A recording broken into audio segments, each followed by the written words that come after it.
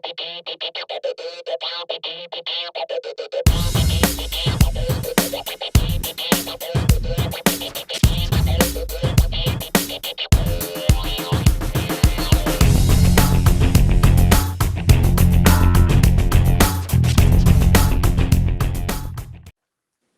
like guys that. love that. That was groovy. Yeah. I love the green lettering for the comic character of the day. Yep. Oh Yep. yeah, I'm getting better at that every week. We could, That's I'm doing a fresh great. new design with that. That's awesome. You're doing good. Sal, you Welcome, took ladies that and and gentlemen. ran with it. By God, I know. Welcome, ladies and gentlemen, to the Codex Station's comic character of the week. We take one character, and we do a deep dive. We give you badass moments. We give you top covers. We give you must-read stories, and of course, we're going to have chats from the audience there. We're going to be interacting with them, and we're going to be talking all about the Emerald Archer tonight. Oliver Queen, ladies and gentlemen, the Green Arrow. So, Dan, do you want to finish your chewing there before you give us the details, or you want me to ramble on a little bit more? I can ramble. I can take a break. All right. Take a break. eyes. Eyes. Dan, Jamie give us the is info on this here. guy. Jamie's here. Hey, Jamie, you're fired. Oh, I'm sorry. I don't think you can fire him. Okay, how about suspend? He's suspended without pay. He's in the penalty box. He's in the penalty box. There you 10 go. minutes. Is he in Minnesota where this game is being played right now, or is he in Wisconsin? He's in Wisconsin. Chicago, I believe. Oh, is he in Chicago tonight? Yeah. Is he out of town? Snoop, however, prefers all of her clothes off. Wow. Oh wow! Hello. Oliver clothes. I used to have a shirt that said Phil McCracken. That was amazing. Release the Kraken. Listen, I think we're not. Are we the pre-show? Okay. No, we're we the are live show. not. Okay, We're the okay. live show. This would have been better for the Power Girl episode, but when the movie that said Release the Kraken first came out, what was it? Clash of Titans. Clash of Titans in the 80s. The big line, Release the Krakens.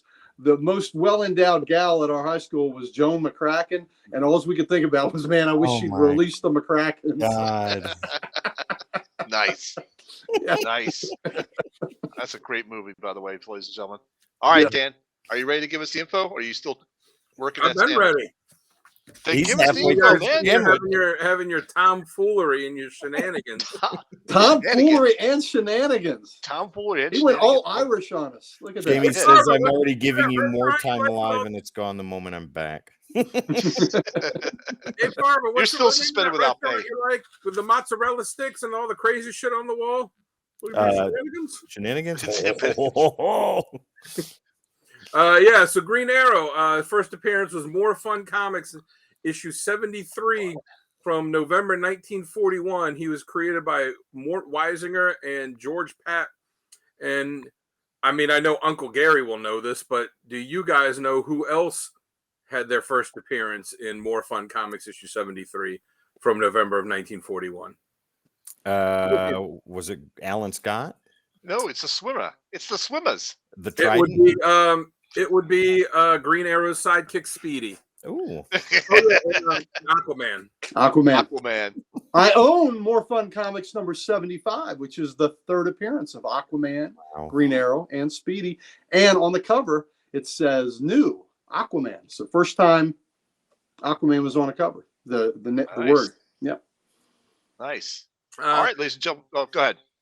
I was going to say, so his origin, it's been not really changed, but it's been there's been changes made to it little bit by little bit over the years. But it all essentially stays the same. Oliver Queen is rich. He gets stranded on a desert island. And while on this island, he has to teach himself archery so that he can survive. He makes his way back to his life.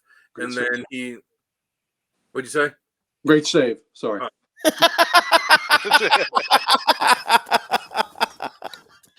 I have the disappointing game on the background right now, too. So. And then he makes his way back to civilization, becomes the hero, the Green Arrow.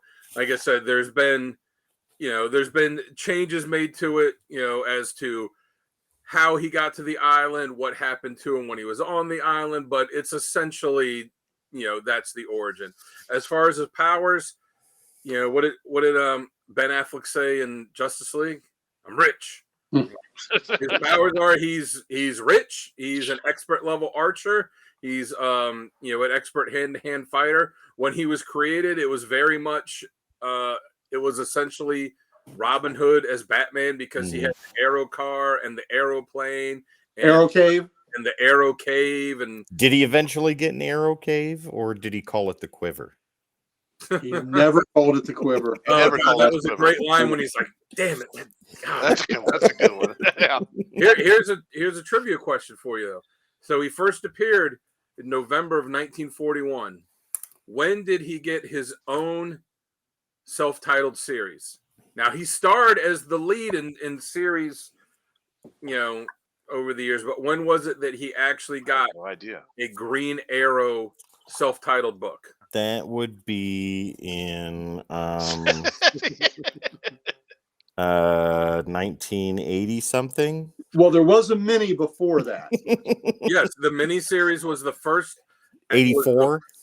It was 1983. It was a 4-issue miniseries that was the first time that it was a Green Arrow book, that it wasn't just, more fun comics or adventure comics with Green Arrow. Snoop, it was not Longbow Hunters. The miniseries came out before Longbow Hunters.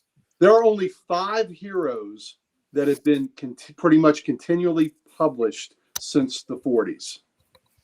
So, Superman, Batman, Wonder Woman, and Aquaman and Green Arrow. Aquaman and Green Arrow. Yep. Yeah. There you go. Aquaman and Green Arrow were continuously published as backup features, but they were continuously published. They would bounce around from World's Finest to Detective to action, even being co-stars in other characters' books and all that stuff. Yeah.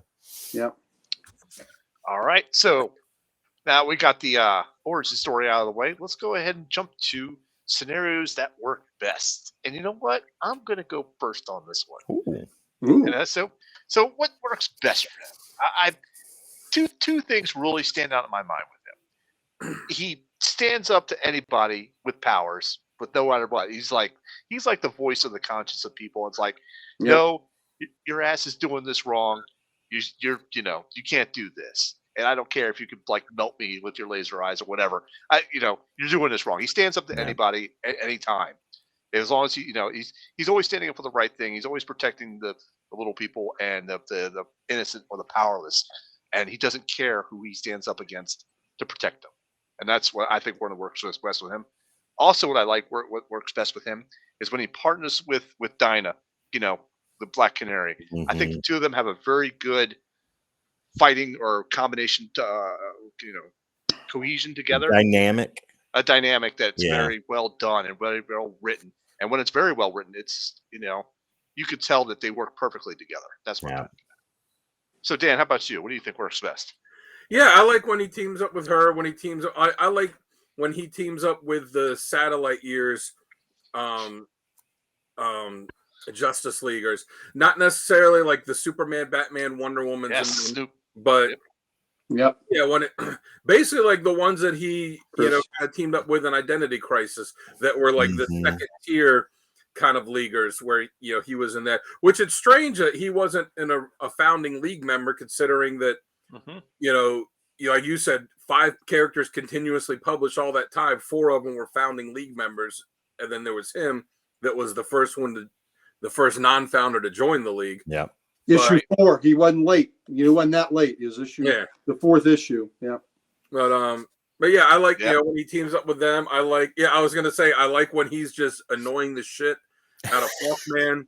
When he's annoying Batman. When was it Obsidian Age? It was when in Justice League when they had to have the new like kind of replacement league, and it was Nightwing and all of them. And there was this great scene where they had all the new leaguers together, and there's a video of Batman that he had recorded before the league disappeared, and he's kind of giving them the breakdown of like this is what is happening, this is why we chose all you people, and and all this stuff, and you just see Green Arrow just constantly talking in the background of like Firestorm and all these different characters, and then at one point Batman in the pre-recorded video just screams, "Shut up, Queen!" because he knew Arrow was going to be in the back just running his mouth. Yep. And I thought that was great. But I really like how he is always willing to stand up for what's right, even if it's against the law. He's not looking at it as like, oh, well, this is against the law, so we got to do this. He's like, no, there's right and there's wrong, and he's going to err on the side of right, whether the law has anything to do with it or not. And it gets him in, and he comes into conflict with some other team members because of that, which that kind of led to the whole thing with Hard Traveling Heroes, which we're going to talk about later, I'm sure. Oh yeah. Maybe. All right. Maybe. That's maybe.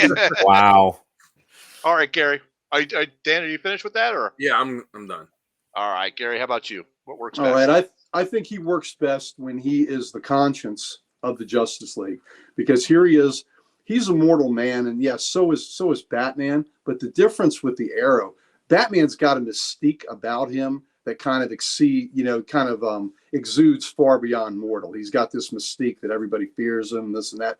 Arrow is he's a common, even though he was rich, the Arrow that I like the best is the one that is broke, that's lost all his money, which happened in, I believe the first New Look Green Arrow was in Brave and the Bold 85, where he lost his fortune, and Neil Adams and Kanigher might have written that, though. Well, I know during this run, he is next to destitute as well. Absolutely. So he's lost all his money, and he is put down another level. So he was a rich boy, and he's seen what it's like for the people that are struggling, and that's where he finds his voice. That's where he finds his conscience. And these other heroes that are, in the satellite era that Dan talked about, that are gods on high, looking down, he keeps them grounded. And he's also, like in a great episode of Justice League Unlimited, who watches the Watchmen. He watches the Watchmen. He's keeping them. He's making sure that they have their eyes on everyone, and not just these high-minded threats and all that. And the Hard Traveling Heroes is one of the greatest comic works ever. So we'll get into that. But when he is that voice, that conscience, and he is the he's the epitome of what Chris said, what Snoop said, the downtrodden. He is the hero of the downtrodden, and he's a guy that has built himself into the hero he is with skill, right? And he doesn't know how to appreciate. And he is a flawed individual. He is flawed. He can't keep it in his pants. He is the Captain Kirk. He is the Captain Kirk of heroes, right? Him and Dick Grayson have it's the mustache. But the thing about Dick Grayson, though, Dick Grayson is getting his share. Ollie does it while he's with somebody. Ollie's a cheater. He has moments of weakness when he's with someone. Yeah. So those are his flaws, very much so. And that's a very underdogs, very true. And it's just a very complex character, and he knows he's flawed. He accepts those flaws. Yeah. He's guilted by those flaws. And I'll read a passage later on from the Longbow Hunters. I mean, I'm sorry, not the Longbow Hunters, but from the Hard Traveling Heroes, when he finds when he finds Speedy as a junkie, his reaction to that is just awful. Just awful. And again, gets into what a great piece of literature the Hard Traveling Heroes is. But that's when he's best, when he is, he's speaking up for the downtrodden, and he's a character that has these flaws, but he owns them and he lives them, and he keeps striving ahead. And that's what I like about him. He has no powers, but he is all skill, baby. All skill, all heart. Yep, I agree with that. All right, Tim, what do you got? So all of your points are valid. They all make Oliver Queen absolutely fantastic and a wonderful character, and sometimes an underrated character. I think he gets lost in the tumbleweeds sometimes with some of these bigger characters. But the things, a guy named Speedy, a junkie, say it ain't so, brother. Sorry, Snoop. I hate to break the news to you. Spoilers for those that haven't read the issue yet. But no, the things that I think work best for him is his passion for those he loves. not necessarily family, but those that he loves. Like his friendship with Hal Jordan is some of the best in comic books. Yes, absolutely. Right. Them guys go on vacation together, right? They work together and then they go on vacation together. They are the best of friends. They do everything together on their downtime most of the time. And they're almost like brothers. I mean, basically they are. They fight, they have spats, but they take care of each other. They lift each other up. They motivate each other. And it's wonderful to see in any iteration from mainstream DC to Elseworlds titles. And they're opposites, which is so great. Yeah. Hal's establishment. He's a cop. Yeah. He's a space cop. He's establishment. Oliver Queen's very liberal. Yep. He's Yeah. a squeaky also wheel. like He's a squeaky wheel. I like to think that the two of them keep each other in check. Yes, very So, much so. They Yeah. do. Yep. His love for Dinah is, I think, when it's written really well, it's better than the Peter Parker Gwen Stacy relationship. I think it is absolutely. Zeb Wells. Fuck All hell him. Zeb Wells. No. There we go. Check that off. We But I We got no. to censor that you out. triggered Tim. Sal, you triggered Tim. I do. Oliver Queen and I'm there with the Dinah's relationship. He calls her Zeb Wells. Pretty Bird. Zeb And Wells. Yes.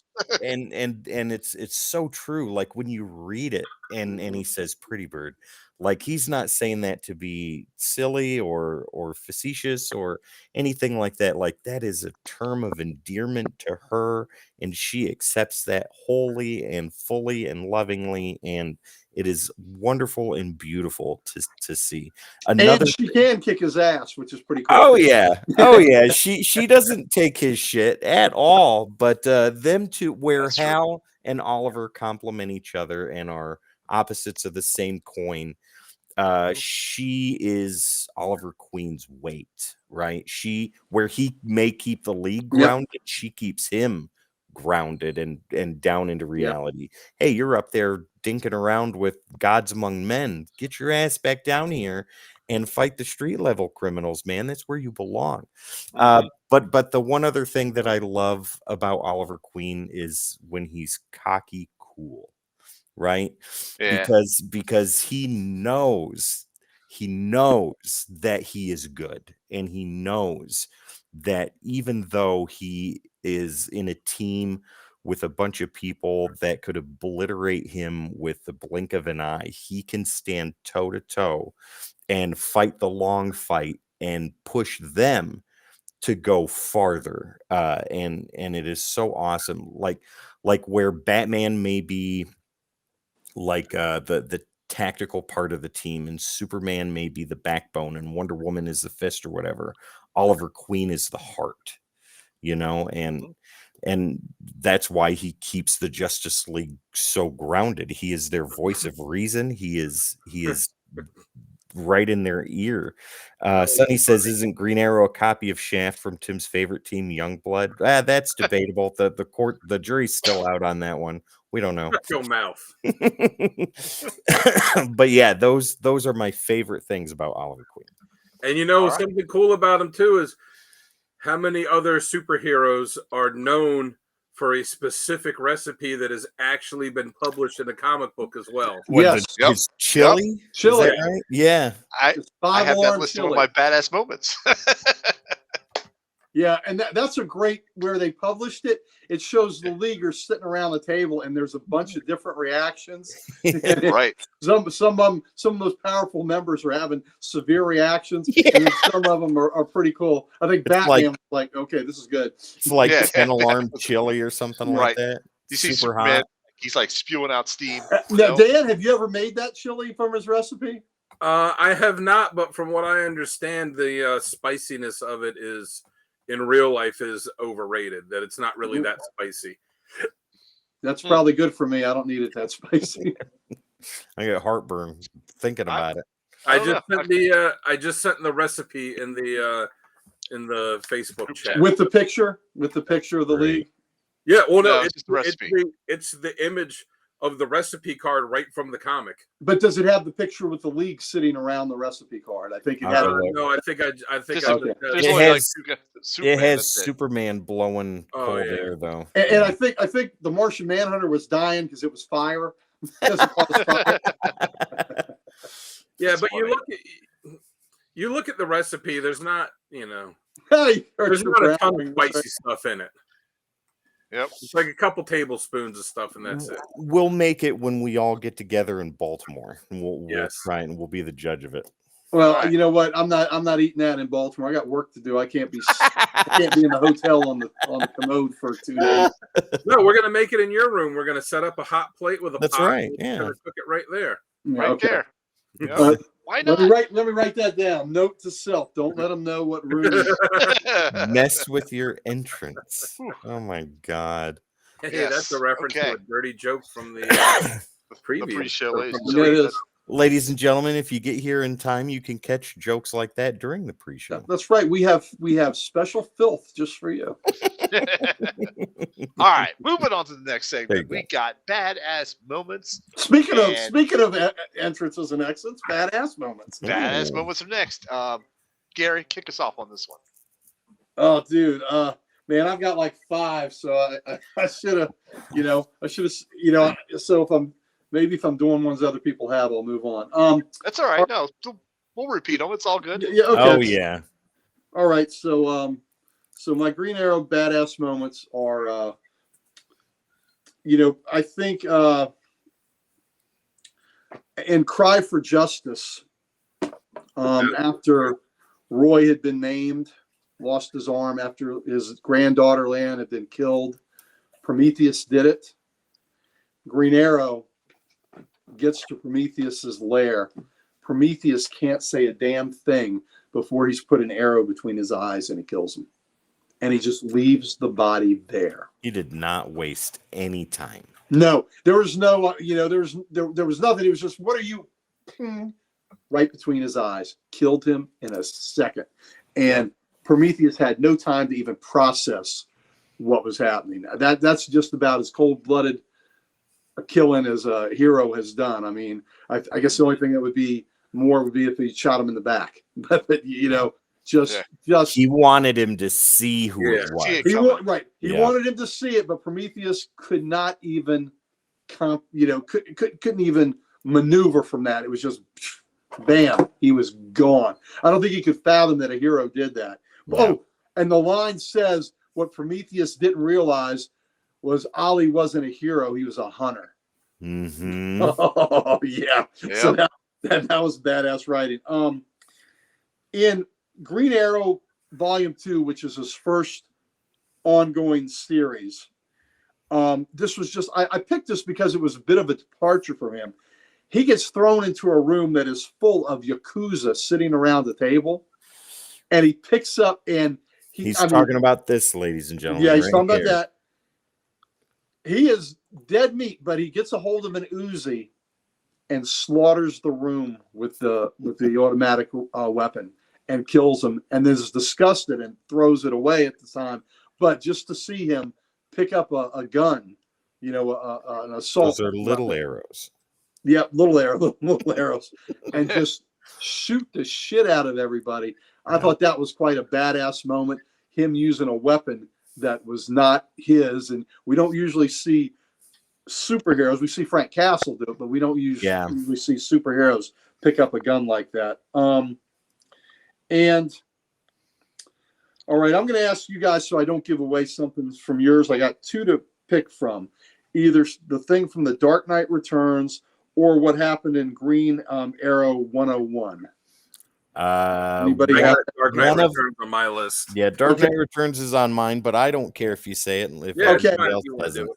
I'm going to let y'all say, I'm going to go with Green Arrow 101. In the last issue that he starred, or that he was in his own, that first ongoing series that Tim's holding up the book for.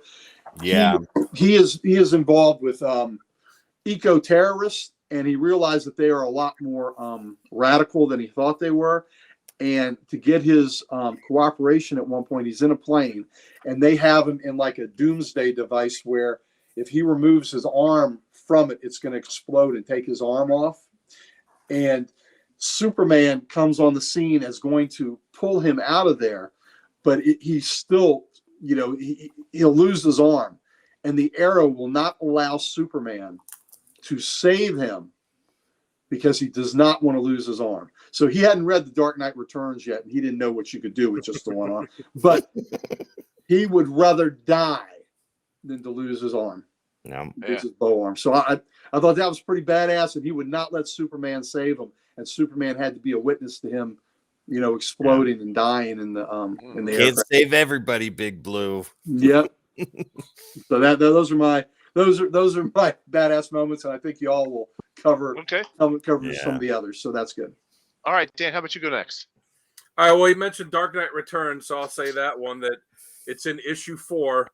Batman's having the fight against Superman, and to help Batman win, as Superman's beating the crap out of him, Green Arrow there in the future, where he only has one arm, has an arrow that's tipped with this artificial kryptonite that Batman had created, and he shoots his bow with this kryptonite arrow while he's one-armed, after he's been shot in the leg, and he's dangling upside down, and pulls the bowstring back with his mouth and shoots the kryptonite arrow at Superman to help Batman win. I mean, it's just... Do you remember why he has one arm? What'd you say? Geez. It was like toward the end when all the heroes were retiring. No, he lost it somehow. He was maimed. He was maimed, so he couldn't use his arm. Yeah. He was crippled, so he couldn't be effective. Right. That didn't work out so well. God, I haven't read that in a while. So, and was it Superman that did it? I kind of have a very possibly could have been. Yeah. Another one I have is, Gary usually, has talked about before. He'll have these, smaller moments. So it's from the series 52. It's from issue 8. There is a shoplifter that's running out of, Star City's this disaster zone now, and there's a shoplifter that's running out of the shop with his arms full of diapers that he's stolen, and the shopkeeper's running after him, screams, "Stop, thief, thief!" So Green Arrow shoots his arrow with the rope to, wrap around him, but he doesn't get the thief that's stealing the diapers. He gets the shop owner and stops him from catching him. And Elongated Man, Ralph Dibny, is hanging out on the roof with Green Arrow, and he goes, "You missed." And he goes, "No, the guy said to shoot the thief. So I shot the guy that's charging $30 for disposable diapers in a disaster zone." Yeah, there you go.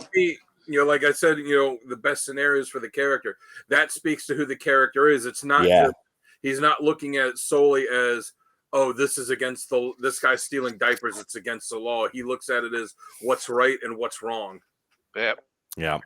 It was. Well, that's kind of what happened in the Hard Traveling Heroes, where in that first issue 76, where Green Lantern comes to meet him in a aforementioned spot, and the people that live in this building are pelting this guy in a suit with bottles and cans and things like that. And the Lantern defends him, and he says to the Arrow, "What's wrong with these people? Why are they attacking this man? And why are they mad at me?" He goes, "I was going to throw something at you too for defending that scumbag. He's a slumlord." So so that reminds me of that. Yep. And then the last one I have is my favorite. It's from Identity Crisis issue 3. It's when when the League is fighting Deathstroke, and Deathstroke is there and knew in advance who he was going against.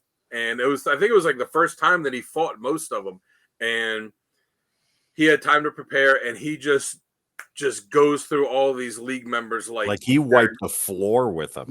Nothing. Wally West Flash, Hawkman, Atom, Zatanna, Green Arrow, Black Canary, who else? Kyle Rayner, Green Lantern. I mean, he goes through all of them like they're nothing. In fact, when we did the Deathstroke episode, I listed that as one of my badass moments for Deathstroke, because he just like bam, bam, bam, takes them all out. And Green Arrow, comes up behind him, and he had cut his bowstring, so he stabs him in the eye with an arrow. Now he even said, he's like, "Yeah, I know that." He stabs him in the eye with the eye patch, He goes and he says something. I forget the exact quote, but he says something like, "Yeah, I know that this eye doesn't work for him. I also know how much this hurts." And then Yeah. Deathstroke just loses his shit after that, and even says, "And that's the first time that he kind of became unhinged there." And Deathstroke loses his mind and lunges at him and just screams like, "I'm gonna kill you for that!" But he does it while he's got an arrow. Yeah. All right. Tim, do you want to go next, or do you want me to go next? Yes, because nobody's mentioned it yet, and I'm so glad. And I have the book sitting right here. Okay. I hope you're not taking one of mine. Okay. Oh, Deceased. So the scene in Deceased. This is one of my favorites. Bougie here says, just watch the Deathstroke episode. It was another good show. Thanks, Absolutely. Bougie. So I'm going to show you. Right. So visual time, ladies and gentlemen. Spoilers, ladies and gentlemen. At this time, if you don't know already, in Deceased, Aquaman is a zombie, and he brings forth the Tempest, right? And Mara's standing there, and she's at a loss for words. The Kraken is out. All these zombie Atlanteans are coming, and Arthur is standing right on top of them. And the next panel is him getting shot through the eye with an arrow. And Mara looks over, and there's Oliver Queen standing there. He's holding the arrow. He's like, Batman didn't think I could be dangerous. Just fired an arrow half a mile through raging winds into the brain of an undead king of the sea while he was controlling the damn Kraken. Fuck you, Batman. I love it. That was one of my favorite parts of the whole series, and it was with one of my favorite characters. That's just so badass to me. Like Batman had been undermining him up until like the point of death and stuff like that, and Green Arrow's like, I'll show him. Fuck that guy. Well, that's one of the other badass things about Oliver is he will stand up to Batman and not take. Yeah. Yeah, that's true. He's not taking his shit for nothing. That's right. Let's see here. Some of the other badass moments. I brought receipts, so I'll gloss over these because like that was the main one I wanted to talk about. But where Green Arrow shoots Sinestro with an arrow. Oh yeah, I got that. That's my badass moment. I'll let you talk about that, Sal. All right. Cool. We've already talked about Green Arrow in The Dark Knight Returns. Where he shoots with his teeth, and that is just so amazing. The one where he took down Hal Jordan when he was possessed by Parallax. That's my next one too. Yeah, I'll let you talk about that. Let's see here. There's just so many. In Kingdom Come, he was a major part of Kingdom Come. Like every panel he was in was freaking awesome. So yeah, that's the main one I wanted to talk about. Sal, you got the rest covered. Go for it. All right. So let's start off with where he puts an arrow in Parallax. So here's the scene. This is a 0 hour number 0, I believe, if I remember right. Yeah, because they counted down from 4 to 0. They went from 4 to 0. Yeah. Which funny story. When I went to my comic book store and I saw the issue 4, and I'm like, oh, hey, this is great. Do you have the other issues? He's like, oh no, it's going in reverse. I'm like, well, that's confusing. Bam. Here's the scene here. Parallax is being drained of his power through various different people. He's about to kill, I believe it was Damage he was about to kill. And Batgirl jumps in the path, and she gets killed by him. And then at that moment, Kyle comes up, puts him in almost like a headlock. Like a full Nelson kind of thing? Like a full Nelson type headlock. And that's the point where Oliver goes, I have to put him down. And he puts an arrow in his chest. And basically dead center in the symbol and everything. Yeah. And the most emotionally moving moment with that is you see him at a statue of Hal Jordan later, and he just takes his bow and he shatters it against the statue, like because he's just so distraught that he just had to kill his best friend. So it was like almost like he was like giving up being the Arrow because he could not take that guilt or that. Or that, being distraught over having to kill his best friend. That was just so emotional, those panels. There was not a single word on those panels. And it was just him walking up to the statue and just smashing his bow on it and then like screaming towards the sky. Very emotional moment for him. So that's why I consider that a badass moment. The next one is I got is that Green Lantern Rebirth #4, where he actually gets a power ring, or it was like Hal's backup power ring, I believe, or an emergency one, and he actually manages to fire off a single arrow into Sinestro. But before this, Sinestro's like wipe up the floor with him and Kyle, and he asks Sinestro, he goes, is it the mustache? Who does your mustache? I gotta know, because I want to do that with mine someday.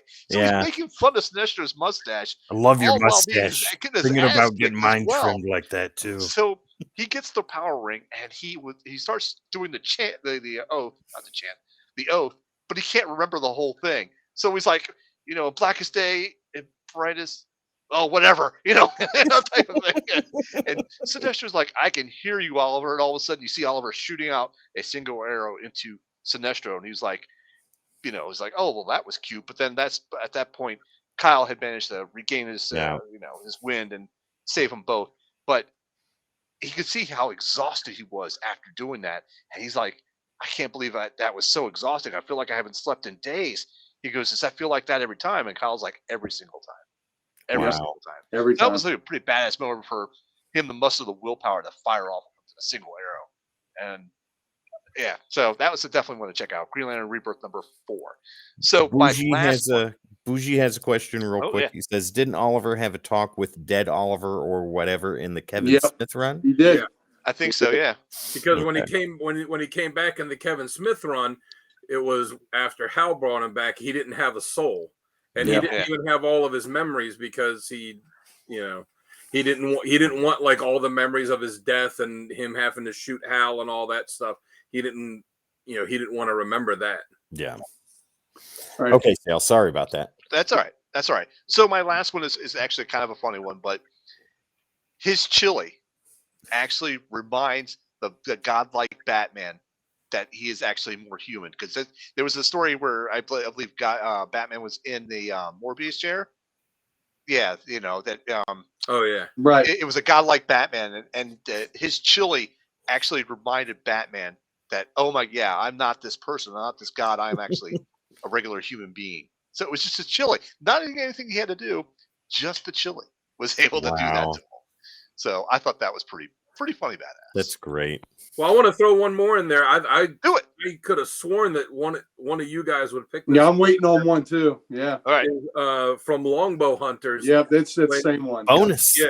When he bonus one. Yes, bonus badass moment is when he shoots, and Dinah had gotten captured, and she had been tortured, and she's there in the warehouse, and she's like chained up and hanging there, and her clothes are all ripped, and Green Arrow just shoots the guy there, like no fuss, no muss, just shoots him, kills him dead on the spot. And me and Gary interviewed Mike Grell, and he talked about that, what an important moment that was for him, because he was like, look, this guy is a master marksman. He doesn't miss. That's what he does. He had to make the conscious choice that he was like, he could have shot this guy and just disabled him, shot him in the leg or in the shoulder or something. But he made the conscious choice because of what this guy did, to Dinah, that he had to go. Yep. Wasn't that like the first real time he took somebody's life? Yeah, I think so. I think that was the first time That's the first time. It was. One of the first time he killed somebody. It's the first time he killed somebody intentionally. Right. So, okay. Yeah. So that he made that choice, and that also had ramifications between him and Dinah's relationship after that. Where she didn't quite agree with that, but he this was his woman, and seeing that guy do that, he made the choice to end him. In the Hard Traveling Heroes, that series went from Green Lantern, Green Arrow 76 to 89, with 88 being a giant size. It didn't have a new story, but anyway, it was canceled. The book continued in the pages of the Flash because they had other stories that were drawn and written and drawn. So Flash 217 to 219 had a storyline where he was injured, and he made a shot, and the injury made him jerk his arm, and he hit a guy and killed him. Okay. And Green Arrow, because of that guilt, went to an ashram, shaved his head, swore off the bow, was not going to pick it up ever again because of the guilt of killing that person. And in the end, it kind of ended up being a badass moment where he had sworn that off, and Hal and Dinah are trying to get him, trying to say it was a terrible accident. You didn't mean to do it. We need you as a hero. And and Hal was getting ready to get killed by a guy that had a rifle and actually had a scope on it. Green Arrow makes a great, he breaks away from where he was restrained, makes this diving roll, gets a bow, arrow, and lets loose a single shaft, and it goes up into the sight on the rifle. Oh, wow. Dams, and I mean, it doesn't kill the guy, but it hits the guy in the face. Right there. Yeah, it knocks. Well, the whole rifle comes back into his grill and knocks him out. But that was pretty badass to do all that, all in one motion and let it go. But that was the first time I know of in the comics where he actually killed somebody. And that was, we're talking about 1971, 72. Yeah. So, okay. I mean, that was the Longbow Hunters was the first intentional one. But then again, I don't know, I'd have to go back and read some of that Golden Age stuff, because some of the stuff they had those guys doing back then, they were just dropping bodies like it was nothing. So who knows? Well, when we did the Spectre episode, we picked up the dudes in a car, and he was giant size, and he just crushed it and made it into a little ball. Right. I mean, Batman had a sidearm to start out. The Joker was supposed to die at the end of his first appearance. They had to add one more panel to it because they're like, no, this guy's good. We got to bring him back. So, wow. Who knows? He could have been out there dressed like Robin Hood, dropping bodies left and right. I'd never known it. Yeah. All right, so let's jump to our next segment, which is critiques and criticisms. And this is stuff that we don't like about the character. Tim, why don't you go ahead and give us first on this? Things that I don't like, that's tough, because he's one of my favorite characters. I think that I know a big part of his identity is political, being a super duper liberal and stuff like that, or libertarian, I think is a better way to put it. I don't think he's so much liberal as he is a libertarian, and those are two very different things. But when they use him as a vessel for politics in comics, I understand that that's part of his identity, but when they cross that line, right, of it being Richard, hello, when they cross the line of it being fictional, and the writers put themselves in Queen's position instead, that's when it goes from teaching a lesson and telling a good story and leaving a lasting impact to being preachy and overtly political and degrading to one side or the other. I don't like it when they do stuff like that. Beyond that, I think that is the only thing that I think works in the least favor for Green Arrow. Okay, very good. I'll go next on this one, and I kind of agree. It's what I think too, when they're not using Oliver Queen in the political thing in the story, but they're actually pushing the writers' agenda through him into the story, and I wouldn't like that either.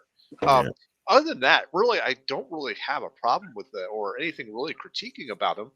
He's a fantastic character, so there's nothing really I can't say, oh, I don't like that he's super strong, or I don't like that he's, whatever. He has a fantastic backstory build up to where you can understand how he's able to do these things because of the story that was written for him. So it's not like saying that's unbelievable, but no, because he's had this training to do this type of stuff. Snoop is exactly right. He doesn't use boxing glove arrow near enough. In the Arrowverse on the CW, he does use a boxing glove arrow one time, and that was it. So in the Grant Morrison remake relaunch of the Magnificent Seven with the JLA, when he had them and Connor was a part of the league, there was a great episode. I want to say it's 9 or 10, and the key was there, and Connor had access to his dad's trick arrows that were in the league trophy room, and he sees the boxing glove arrow and some of the others. He goes, "Oh, Dad, you're gonna be the death of me," And he ends up taking out the key with the boxing glove arrow. I mean, that was fantastic. Yeah, that was fantastic. Well, there was a All right. scene in when Meltzer did it. There was a scene of him with the boxing glove arrow too, when he was having to like refamiliarize himself with it. Was it Meltzer's run or Smith's? Meltzer did like the first 12 issues of Justice League. He also did the Archer. I'm talking about the Green Arrow. The Green Arrow. Oh, okay. Yeah. Okay. Unknown. All right. So Dan, what do you got for stuff that you don't like?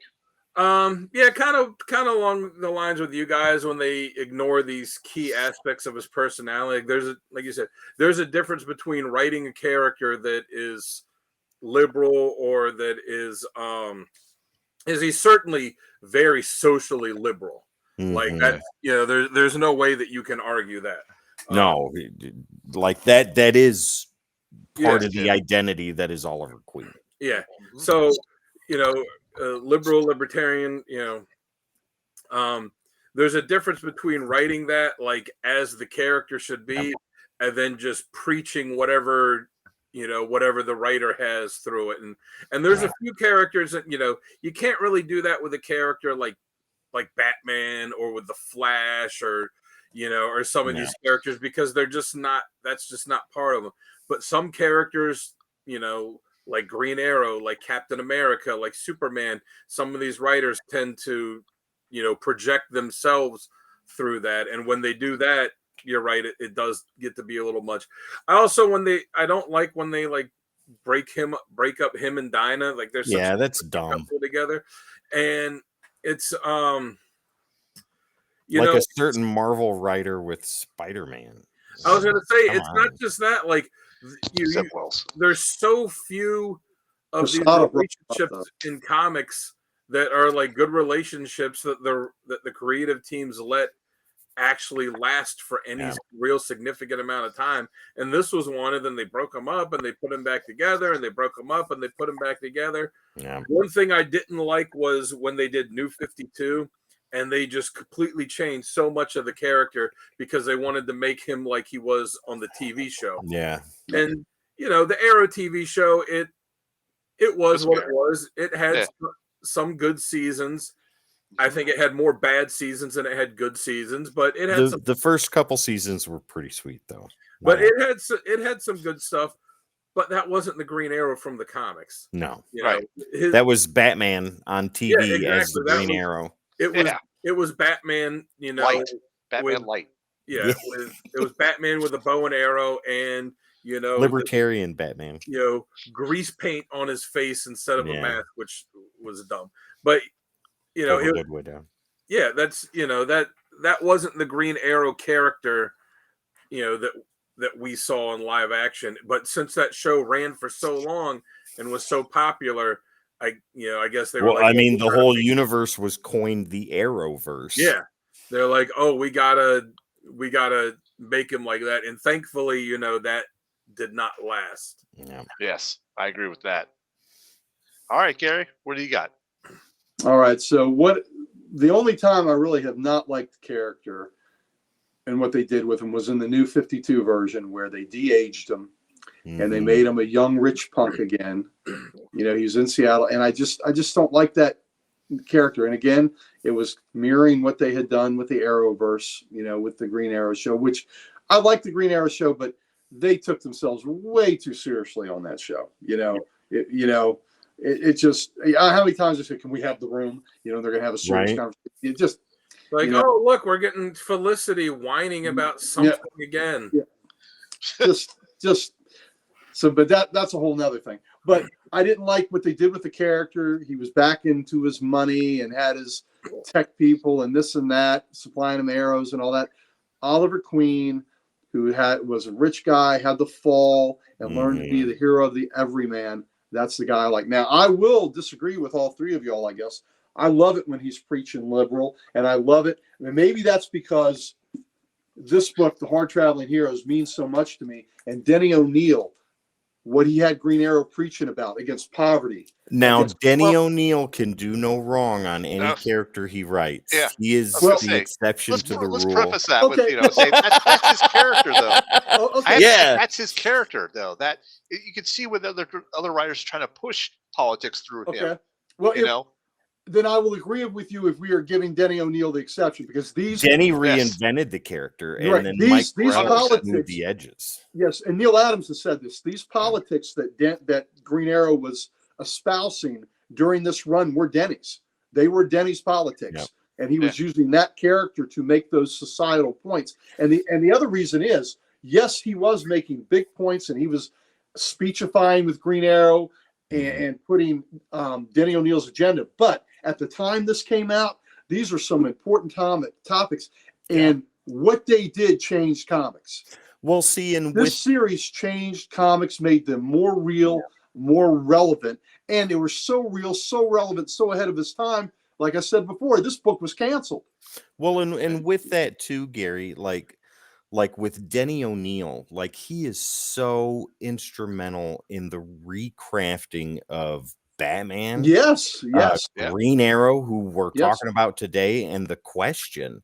absolutely. Denny O'Neil took Batman when he was at his lowest clownish point With Neil Adams. with Neil Adams.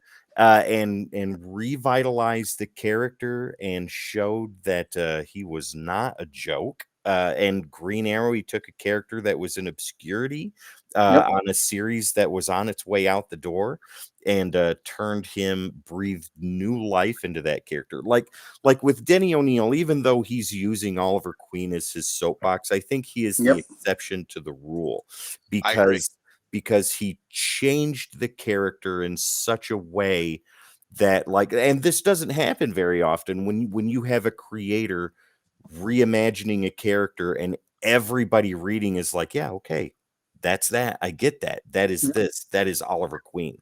And it's part of that character's identity. I guess, let me put an asterisk at what I said with like modern day creators.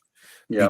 Because like when they push that envelope, like, I mean, it just doesn't make sense. It feels forced It when does. when new creators doing it. I buy that. So, but when Denny O'Neil builds a character, he builds. It's not like, well, I'm writing this for 12 issues, so Oliver Queen's going to tell all the Republicans to eat shit.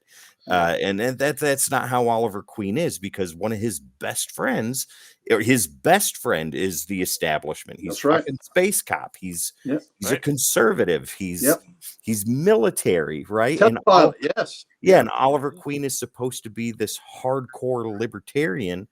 But if he's that hardcore, then he automatically needs to tell Hal Jordan to beat rocks because their viewpoints don't align. But that's not who Oliver is, because of Denny O'Neil. Right. Well, I agree, and I'm glad I'm glad we cleared that up, because I was like, damn, that's what made that book was those insights that they had, and had Oliver Queen not been so socially conscious, that book wouldn't have changed comic books. Right. Exactly. And as controversial as those topics are, that story was not forced. That stuff came out perfectly natural, perfectly organic. And that's why I got to say that's the exception to the rule. And I will say about those, and Bougie, you are absolutely right. He was. I got to meet the man once. I'll show you in this book. I've got 2 scribbles in it. One's Denny O'Neil, one's Neil Adams. So that's pretty damn amazing. And Denny O'Neil is correct here too. Before O'Neil, Arrow was kind of an empty vessel. He was Robin Hood Batman. He was Robin Hood Batman. That's exactly right. And what they did, and like Tim, like you mentioned with Batman, I've said this a lot of times. I'm going to say it again. If you're a fan of the modern day Batman, you owe Denny O'Neil and Neil Adams a tremendous debt of gratitude. 100%. They brought him out of the silly 60s and turned him back into a horror book. Right. The Dark Knight. When they reintroduced the Joker in Batman 251 with the great playing card issue, where the Joker hadn't been in the comics in over 2 years. Yeah. And they reintroduced him as a psychopathic murderer. Yeah. So what they did to that character is great. But anyway, they are great, and like I said, we're on the same page with this now. We're on the same page. Wow, I'm the only one that feels I want to speechify it. And here's the other thing: if you haven't read, anybody that's listening, if you haven't read the Hard Traveling Heroes, this great saga that will be mentioned later, must reads. These stories about about religious fanaticism, about ecology, eco-terrorism, about drug abuse, about things like slumlords, overpopulation, morality. Yeah. These issues that, it's so dated because none of this is relevant today, right?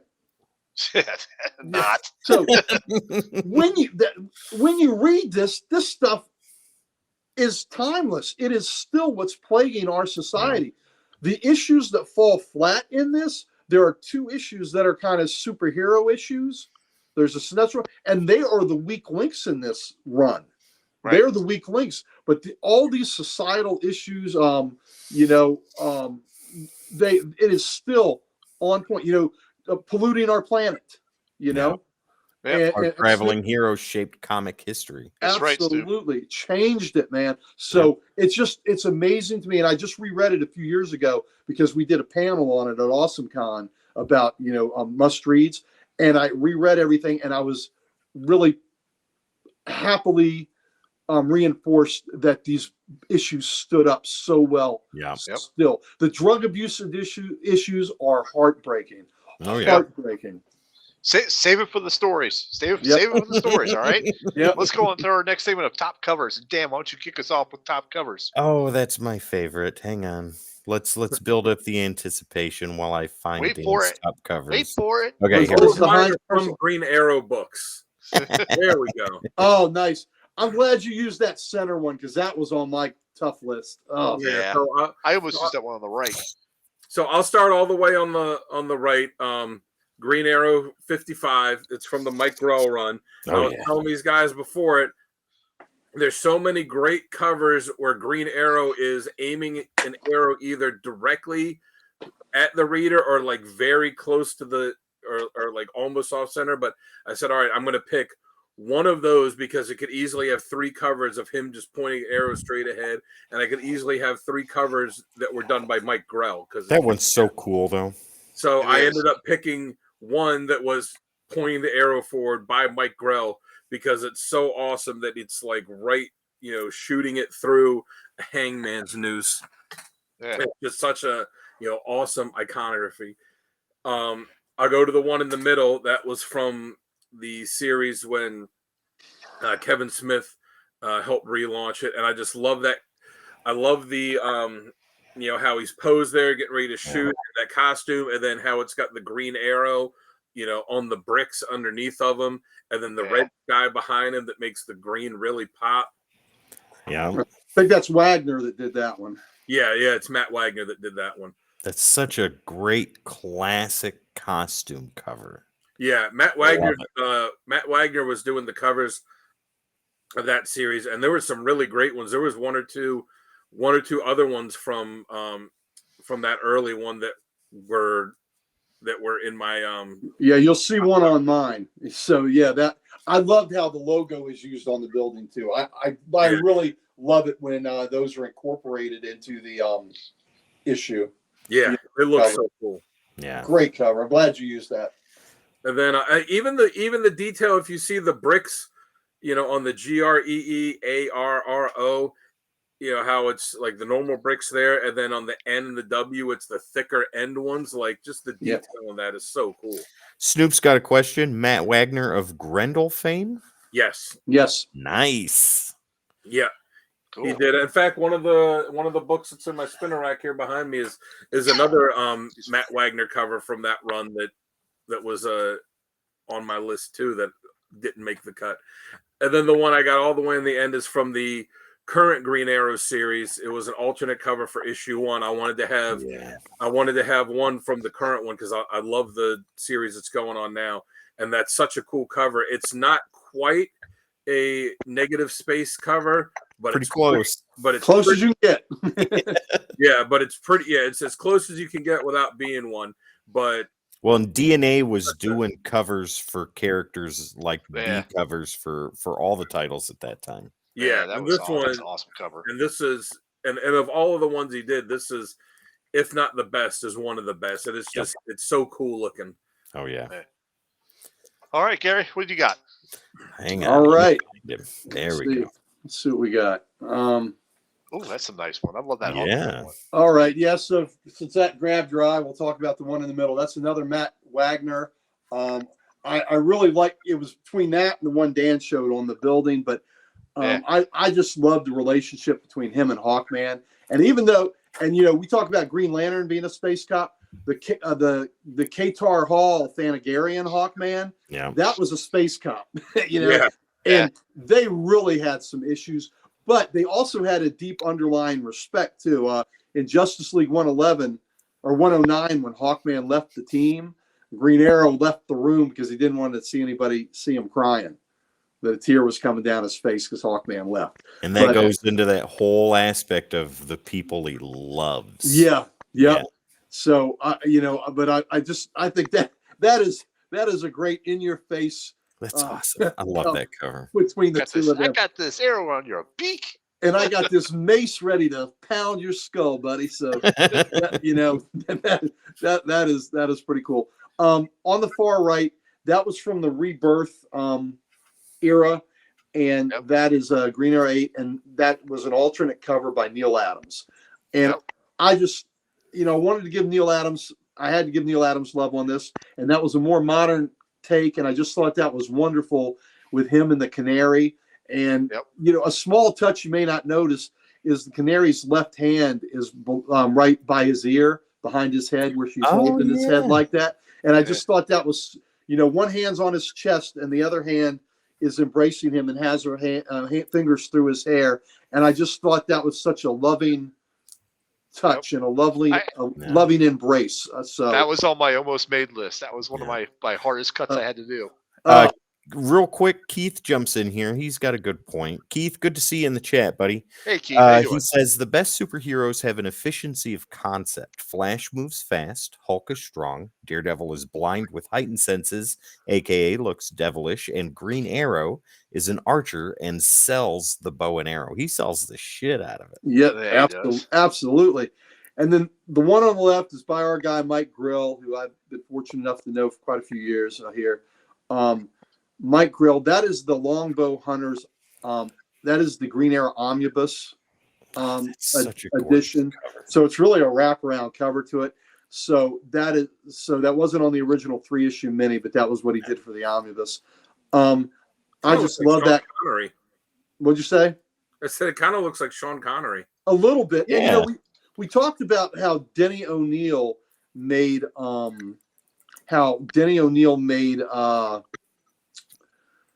the Green Arrow, the voice of the people, and had that liberal voice.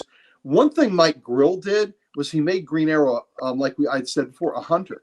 Mm-hmm. He made him a hunter, which was an interesting aspect to the character, where he took what was established and just kind of turned him vicious. Yeah, he did. He made it. There was a vicious streak that he put into him, and he did. He made him a hunter. If you, for those of you that haven't seen, the movie Renner was in with Elizabeth Olsen, and it's slipping from my mind right now. But he was a hunter in that movie, and it was one of the just a heartbreaking movie. And I can't think of Urban Hunters? Jeremy Renner and Elizabeth Olsen. It was it was done by the guy that does Yellowstone. Yellowstone. Yeah, I did see it. It's such a great movie. And Wind River. Wind River. Yeah. Wind River. Oh my God! But that's kind of what I get that vibe that Renner had is what I get out of Ollie when he's the hunter. Came out in 2017, ladies. That movie is heartbreakingly beautiful. So. It is. It's really fantastic. And has a lot to say. Scarlet Witch. Yep, has a lot to say about things that happen to Native Americans, which Taylor Sheridan does in all of his work. So and the and what Jeremy Renner does to yes, the guy at the end is very reminiscent of something that Ollie would do. Ollie would do, to somebody else absolutely, in that absolutely. same situation. Yep. So it makes me wonder if Tyler Sheridan read Mike Grell books. Maybe. So anyway, those are my 3 covers. I love them. And look, I could have picked 3 Grell covers. I could have picked 3 Neil Adams covers. Yeah. You know, so Yep. this was one of the toughest cover cut downs I've had to do, and I'm glad that that Dan picked that other cover, and so we'll see if y'all fellas got some of the other tough cuts there. And evidently, I picked a cover that was a tough cut for Sal, so I'm glad we got to highlight that. You did. All right, Tim, go ahead next. All I'll go right. last.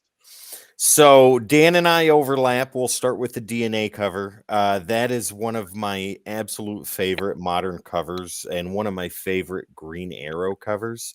I love DNA's work. David Nakayama. He is absolutely fantastic. And that is negative space without being negative space. And that is modern Green Arrow. I think that's David Nakahomer. Possibly. It's so great too that it's somewhat it's not straight, it's kind of off kilter. He's kind of angled and pointing up. Yeah.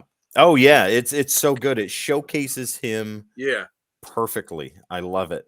We'll go all the way to the one on the right. That is Green Arrow, the Longbow Hunters, issue number 1 by Mike Grell.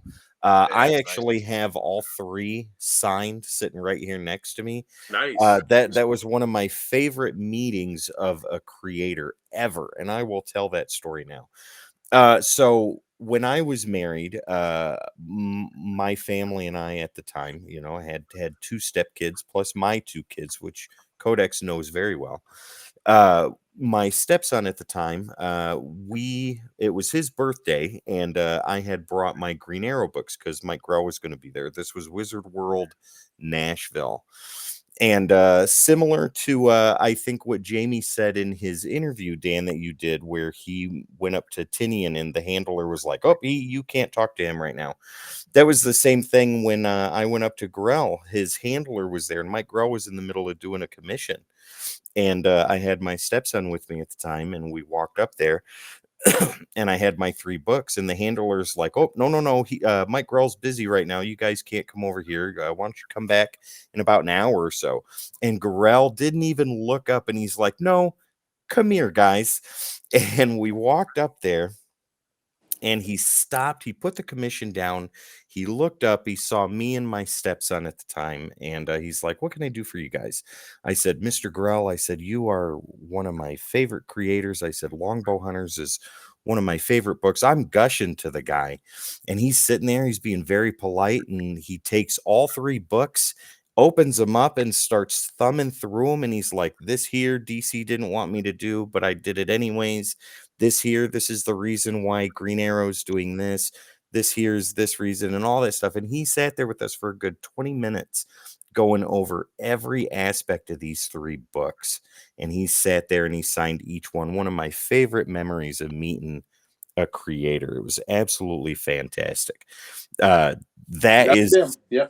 Yeah, that cover right there is the epitome of Mike Grell. That's him at the top of his game. It looks gorgeous. The one in the center I chose specifically for.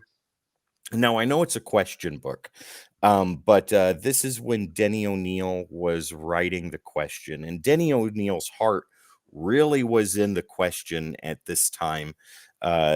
And Green Arrow was a series that I don't think he was working on at the time, or he had been away from Green Arrow for a while. But this here is during that Mike Grell time period, and having Denny O'Neil write a character that he helped re-envision, and seeing him on the cover like that. I believe that's Klaus Janson artwork, if I'm not mistaken.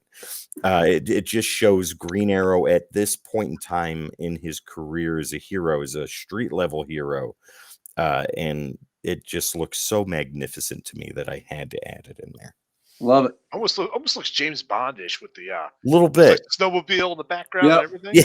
Yeah, yeah. Guys, I hope we do the question sometime on Comic Character of the Week, because if you haven't read the Denny O'Neil question series, it is one of the most underrated series in comic history. Okay. Oh, All right, we'll do let's the look at question one day. what's that? I said, I'm sure we'll do the question one day.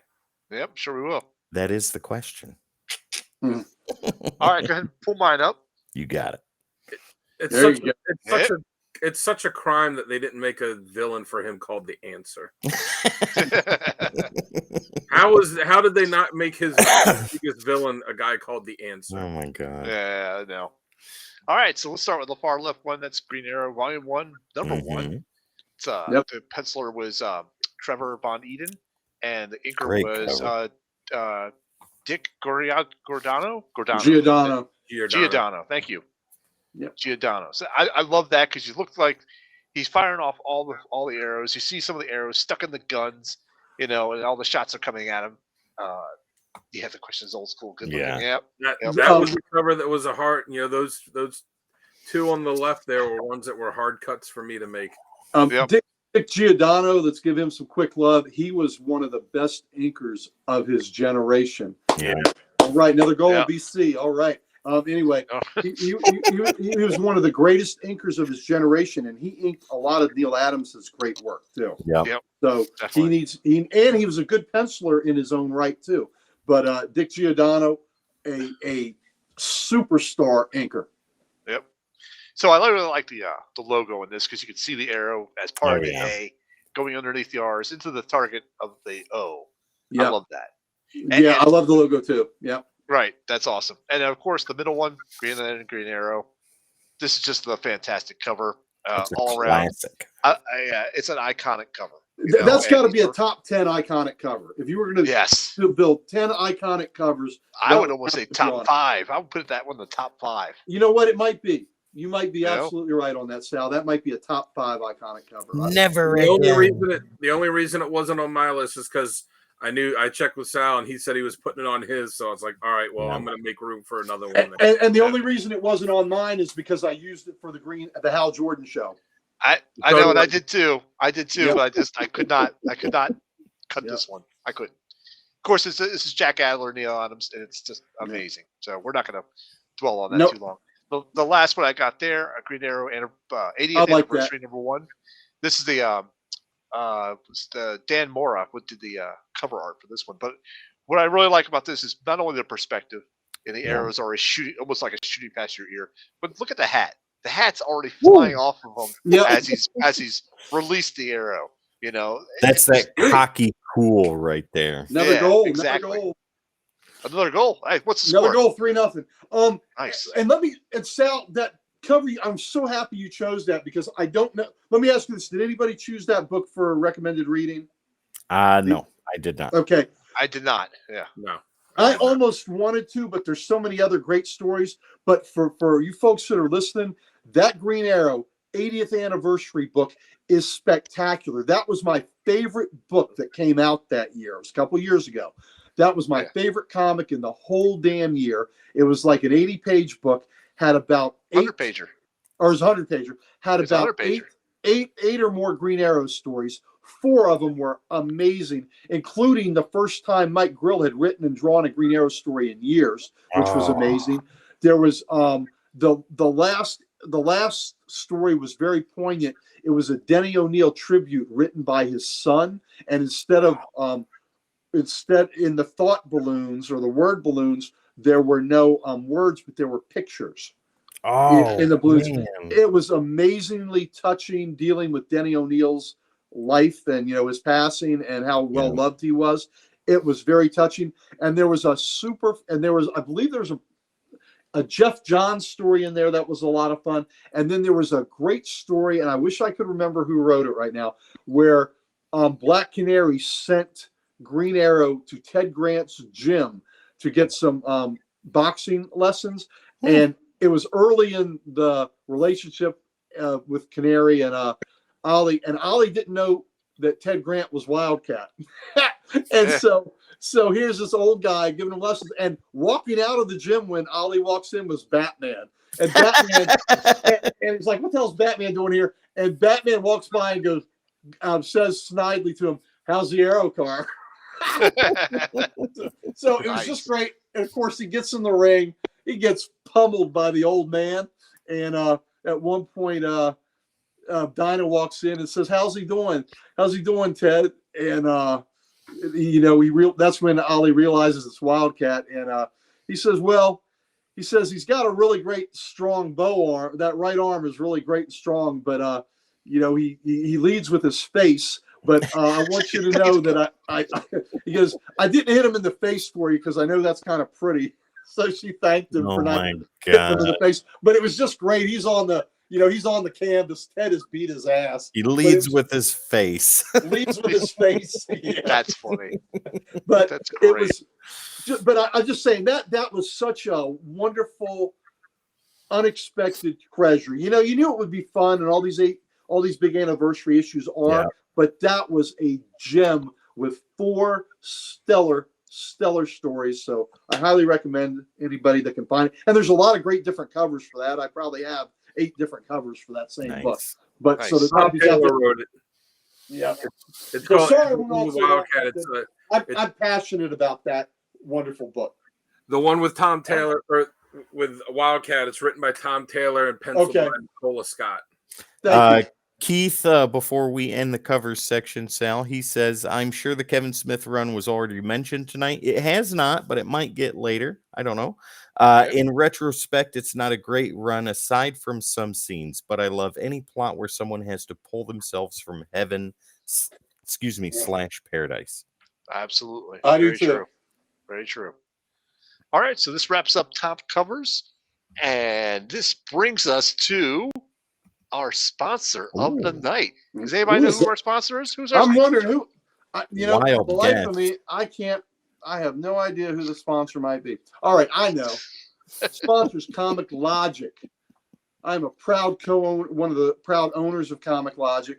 We are Loudoun County, Virginia's only comic book store. So if you are in the Northern Virginia area, please come see us. Snoop was up Wednesday and came saw us. So please came to see us. So please come to see us in Northern Virginia area. We'd love to see you. We have some big events I'd like to talk to you about that are coming up on April 20th. We have our anniversary. We have our 9th anniversary. So come in. We'll probably have a sale or two going on. We may have some refreshments for folks. We just want to say thank you to all our great customers who've been supporting us for all these 9 years.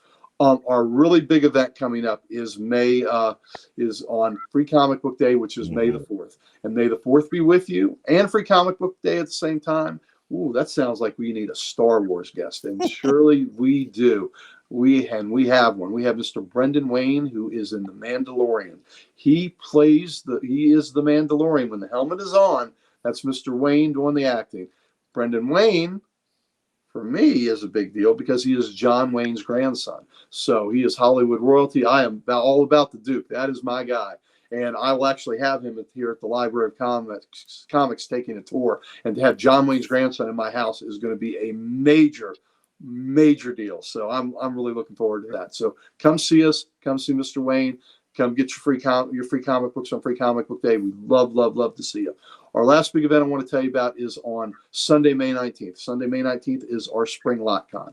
LotCon, we do twice a year. We do a fall and a spring. And what we do is we turn our parking lot into a mini Comic-Con. There'll be comic dealers. There'll be there'll be silver and gold age books. There'll be modern books. There'll be bronze. So you'll have different choices. There'll be Sapphire Glade, I believe, will be there, and there'll be variant covers that he likes to specialize in, things like that. So please come see it. There'll be vendors with toys. There'll be local artists and local authors come and sell their wares. So you can check them out, and just a wonderful atmosphere. Dan and Sal came with their families last fall and had a really good time. So we would love to see you. So if you come to the Fall LotCon, not only will you get to see the Comic Logic folks, but you may actually run into Codex folks too. You definitely run into one with me, but maybe we get Dan and Sal down there for that, and you'll run into Comic Logic and Codex all in one place together, crossing streams. Be there. Don't cross the streams. You said the crossing the streams will be bad. Yep. Yeah, it did say it would be bad. But and you'll endanger us and our client before she became a dog. Well, there you go. That's right. Got one more thing, Sal. One more thing? Oh, yes. That's second sponsor of the night. Take it away, Tim. All right, ladies and gentlemen. So, you love covers. We all do. And I want to show you a cover that you guys can win. So, it's real simple. I want to win. Hey, Sal, you work for us, so you're automatically out. We're already. You get to do it, Sal. You get to do with this show with us twice a week. You're already a winner. There you go. Well, there you go. Ladies and gentlemen, the series Stray Dogs. This is the sequel, not the sequel, but the second series by that creative team. This is called Feral, and if you see this cover, it's about cats.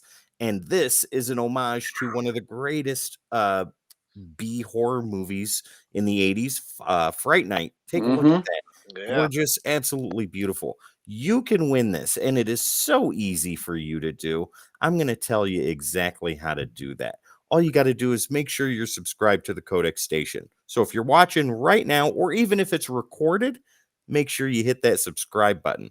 Super simple, super easy. I'll give you 5 seconds to do that. Okay, that's enough. It was 5 seconds somewhere. It's not that hard. All you got to do is click the button. Second thing you got to do is type in #giveaway. If you're on live with us right now and you have not entered in to get this yet, go ahead and do that now through the rest of the episode. #giveaway to get entered in to win Feral #1, the Nirvana Comics exclusive cover. And if you're watching this pre-recorded, type in #giveaway in the comments. It's that simple. It's that easy. And we will be giving this away at the end of the month. Snoop, you're already entered. I've got your name down right there. So you can't enter twice. But yeah, other people, Bougie, I don't believe I have your name on here yet. So why don't you go ahead and type in #giveaway. There it is. And once again, if you're watching this pre-recorded, #giveaway in the comments will get you entered in to win Feral #1. It'll be given away at the end of the month. Good deal. Awesome stuff. That's a fun looking book. I love the homage covers. It is. It's awesome. I love it. All right, let's get on to our next segment, ladies and gentlemen. This is the one that Gary's been waiting for all night. So you can kick us off first on this one, Gary. Give us your essential readings. I got Bougie and Eternal marked in for the giveaway. Now we're doing Gary's readings, right? Yeah. Correct. Okay. Throw those up there. Palm readings? He wants his palm read. Gary, palm readings? Yep. We're doing palm read. What was the old joke? You'd say, you want your palm read? And somebody hand you the hand, you squeeze it as hard as you can. I go, look, it's red. I thought you were going to do a Bugs Bunny where you paint it red. Yeah, no. You'd squeeze the hell out of it and go, well, there it is. It's red. I see a swimming pool in your future and then spit in their hand. Oh, yeah, I remember that too. All right. Green Lantern, up top, Green Lantern, Green Arrow, the hard traveling heroes. Again, this book changed comics. It changed comics. I know Snoop was chiming in on that too. He's an old school guy like me. He knows. This book changed comics and made them made them adult fare, so much so that the book was canceled because the world was not quite ready for it. But it is an amazing tome, and I just want to read you just a little bit from when Green Arrow finds out, it's an iconic cover everybody's seen where Speedy's a junkie, and Green Arrow finds out. And this is what he does. First thing he does is he hits Speedy. He hits him. And he said, "You're a lousy junkie, no better than the rest of the sniveling punks." And Speedy says, "If that's the way you see it, Arrow, go ahead, hit me. Maybe that'll make you feel better." And Arrow says, "Maybe you're right." And Speedy says, "You want to do it again? Do you have to prove to yourself that you're stronger than us weaklings? A big man like you doesn't need drugs, does he? You get high on your own self-righteousness." And Green Arrow turns away from him and says, "Shut up. I'm not interested in excuses. I'm not interested in you. Not anymore. Just get out." And then Green Arrow thinks to himself, was it me? Did I somehow fail that kid? I haven't paid much attention to him lately, but he shouldn't need attention. At his age, no, I'm innocent of blame. I always thought him to be strong, independent, to hang tough. Wow, how about that for a response, right? How about that for a response? And tell me this, how real is that, fellas? How real, right? Oh, yeah. Very. Somebody, you know, a situation where there's a kid that's been ignored, that's needed his father figure, and he's not around. And then when something like that happens, the first thing the father figure does is he hits him, Yeah. and he rationalizes to himself that it's not my fault. I raised them better than that. He justified it.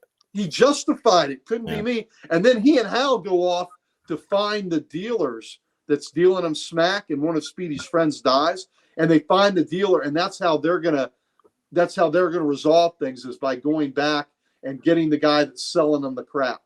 So, so not to be there for him, and actually it ends up being Dinah who's there for him as he goes through his withdrawals and all that, while Ollie and Hal are searching for the dealers. And then there's a scene where he's clean and Roy forgives him, but he gives him some shit about it.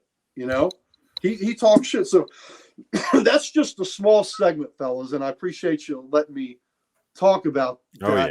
But I just wanted, that's the realness of this series. That is raw, man. That is raw, and that is real, and that is everyday life. Everyday life. And Yes. Denny O'Neil and Neil Adams, what they put on those pages were magic. So that's my soapbox. Thank you for letting me get on it. Number 2 is a book that is that same character, but again more of a hunter, because that's what he was, by Mike Grill, written and drawn. I think Julia LaRochman who did the Pam, never late, always on time. Pam, Welcome. good to see you. In the Longbow Hunters, Ollie, Dinah's been captured, and Ollie is going after the guys that did it. And there's a lot of questionable moral decisions that Ollie makes for, revenge, for, for anger. And he has to deal with the long-term repercussions. Also, repercussions about his infidelity. As much as he loves Dinah, he loves the ladies, and that's, again, I love this character because he's so flawed in so many ways. In Longbow Hunters, that was like a deep part of the plot too, was his fidelity in that whole 3-issue series. Absolutely. First appearance of was it Shada? Yep, absolutely. And getting onto that kind of that same, and I'll have to show you. I'll have to show when at the end of the recommended readings. I'll have to ask. I'll ask you to put me on the large box so I can show you the scribblings that I have on these. Yeah, it's kind of neat. But the Archer's Quest. So this immediately follows the Kevin Smith run in Green Arrow. So the story was told by Brad Meltzer. And it's Phil Hester art, Andy Parks, and it was let's see, I'm going to get you the numbers in case anybody's just wanting to buy the single issues. It's Green Arrow 16 to 21, and this after Quiver, right after Quiver. Wow, and it leads into Green Lantern Rebirth. Yes, it did, and Ollie, the big tragedy with Connor, with his son that he didn't know he had, was that he was never there for him when he grew up. And as you go through the Archer's Quest, you come to question what might be known about Ollie and that past relationship. And it's kind of heartbreaking. And again, delves into some character flaws of Oliver Queen, which makes him all the more human. Here's something for you, Gary, that goes back to the hard traveling heroes. Richard has a question. Stay with Roy or beat up the dealers if you were Green Arrow? If it was me, I mean, especially with Green Lantern there, I'd stay with Roy and send Green Lantern to beat him up. Yeah, I kind of agree with that. I kind of agree with that. And actually what happened to them was they got, I think they got doused with some of the drugs, I think, while they were doing that, and they actually themselves inhaled or they suffered the effects of some of the drugs because of their actions. They were brash and they were reckless, and they ended up getting themselves in more trouble because they were so angry. But I like what Dan said. I like that you stay with Roy and you let Hal take care of it. Well, that is definitely the right answer. But if I were Green Arrow, I think that I would have been brash or rash and gone after the dealers. And you know what? Or you send Lantern after him and say, "You find them. You let me know when they're. I'm staying here with him. You let me know when they're found. We gotta help him now. We can, they'll still track them down later." Well, Richard says he'd send Wildcat after. Oh yeah. Yeah. Hey, they don't want that. They don't want that. Nope. No, they don't want that at all. It depends on when you ask me that. If you ask me now, yeah, I think I stay with my kid. If you asked me 15 years ago, I'd go beat the hell out of whoever supplied my kid. Well, me now as a parent with teenagers, I think like you just said, Gary, 15 years ago, that's me now. Yeah, I'd go beat the hell out of them. Yep. Yep. I'm actually with Dan on this one. I would send GL after him and say, just find them. Let me know where they're at. And as soon as I could leave Speedy, then I'm there. And then I'm there beating the crap out of him. And guys, I don't know. Also, in the Hard Traveling Heroes, when Speedy's friend overdoses, that is a multi-page sequence that is just amazingly graphic. How he hits the high and then it just stops his heart and he dies. It is quite the sequence, and one not seen in comics. It was just amazing. All right, Tim. I'm sorry. Is that all your stories then? Yeah, that's it. That's it. And like I said, all those are really good. And I can't talk too much about the Archer's Quest because it gives too much away. But it is, there's some heartbreaking moments in that. Right. All right, Tim. Why don't you go next? Okay. I should be sending in some henchmen. No, I'm not sending in henchmen. I'm sending in my cousin Vinny. Okay. I'm gonna give him an offer they can't refuse. Hey, a man named Sal definitely has hunchman named Vinny. That's for damn sure. Sal sending his cousin Vinny to find the Utes. Find the Utes that did this. Yeah, find the Utes that did this. All right. Let's see here. My recommended reading, we'll get Longbow Hunters out of the way. I am going to tell you nothing about that, and this is why. Throughout the episode, we talk about different aspects or different points that take place during that story. That's all you need to know. You need to go get it and you need to read it. That is one of the most influential Green Arrow stories you will ever read. Hang on. People are saying stuff in the chat. What Snoop says he's sending Tony and another Tony after him. Tony, go get him. Moose and Rocco. Hope the judge find his checkbook. Tony and the other Tony. That is great. But yeah, who's that with you? That's other Tony. That's the other Tony. Oh, yeah, Tony. But yeah, Longbow Hunters, guys, if you have not read it, for anybody that's within the sound of my voice, go pick it up, read it. This is one of the greatest comic stories you'll ever read. Up top, Green Arrow Volume 7. That's the current series. I highly recommend reading that. Yes. I think it's issue 9 right now. So you've got plenty of time, and it's right in the middle of the second storyline. So you're not missing too much. But it was supposed to be just a mini series, and it did so well with sales. And Williamson did an amazing job with writing this. You got to read it. It's so good. And Tim, you got me hooked on that one. You got me the sub to it. Did I? That's great. Issue just came out like 2 weeks ago. Okay, and it's part of they're doing something, not to give away too much in it, but they're the first storyline and the second one is something that's going to tie into the big major storyline that DC's getting ready to, to have going on with Amanda Waller in their books. So, what you're seeing in Green Arrow now is just leading up to what's going to be, a major thing in Green Arrow and in Suicide Squad and in Titans.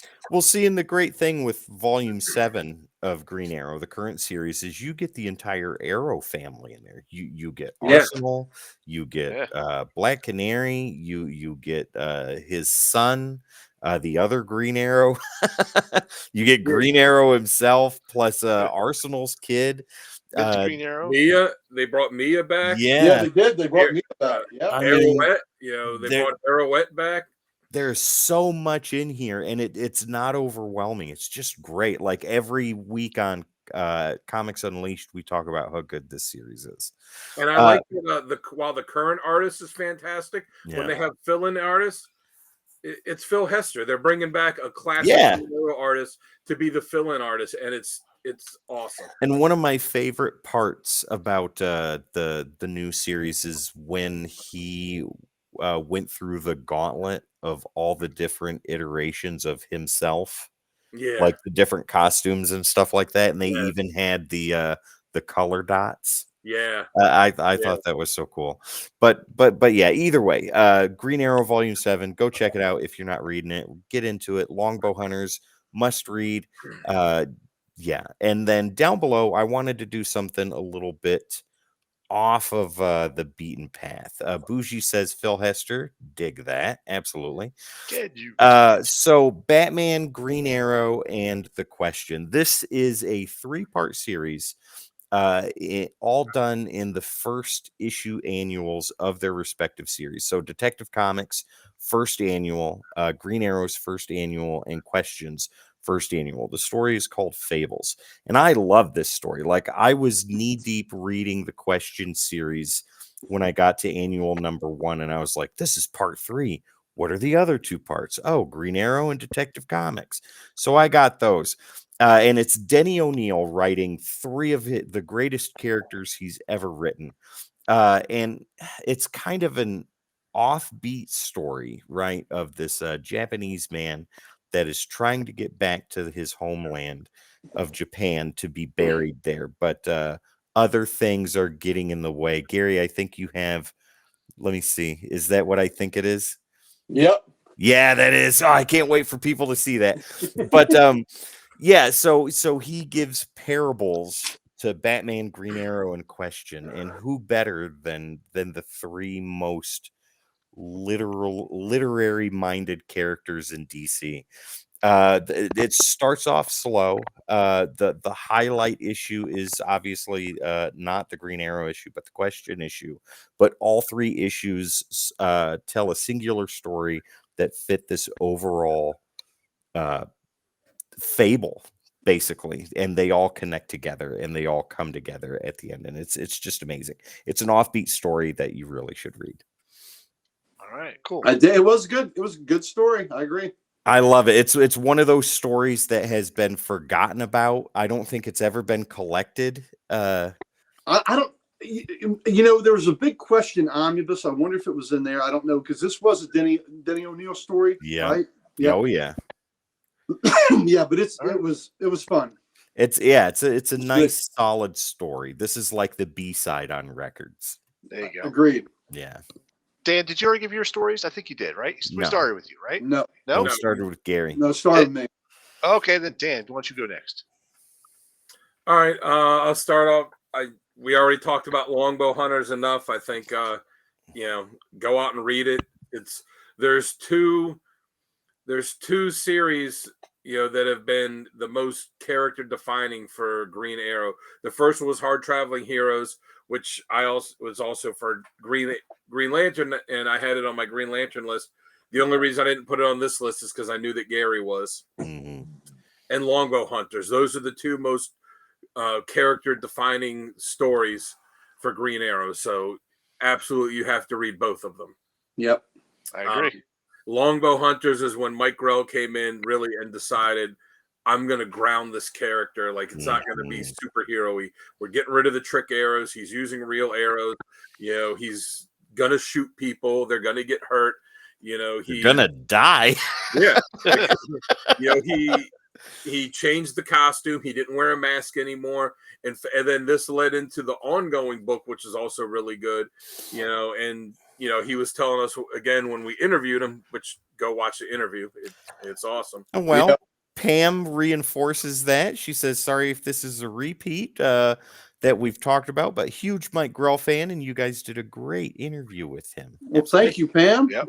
We loved it. Yes, they did. Awesome. And Bougie also says here real quick, Danny says, Batman, Arrow, and The Question should have been a team book. I agree. They would kill each other.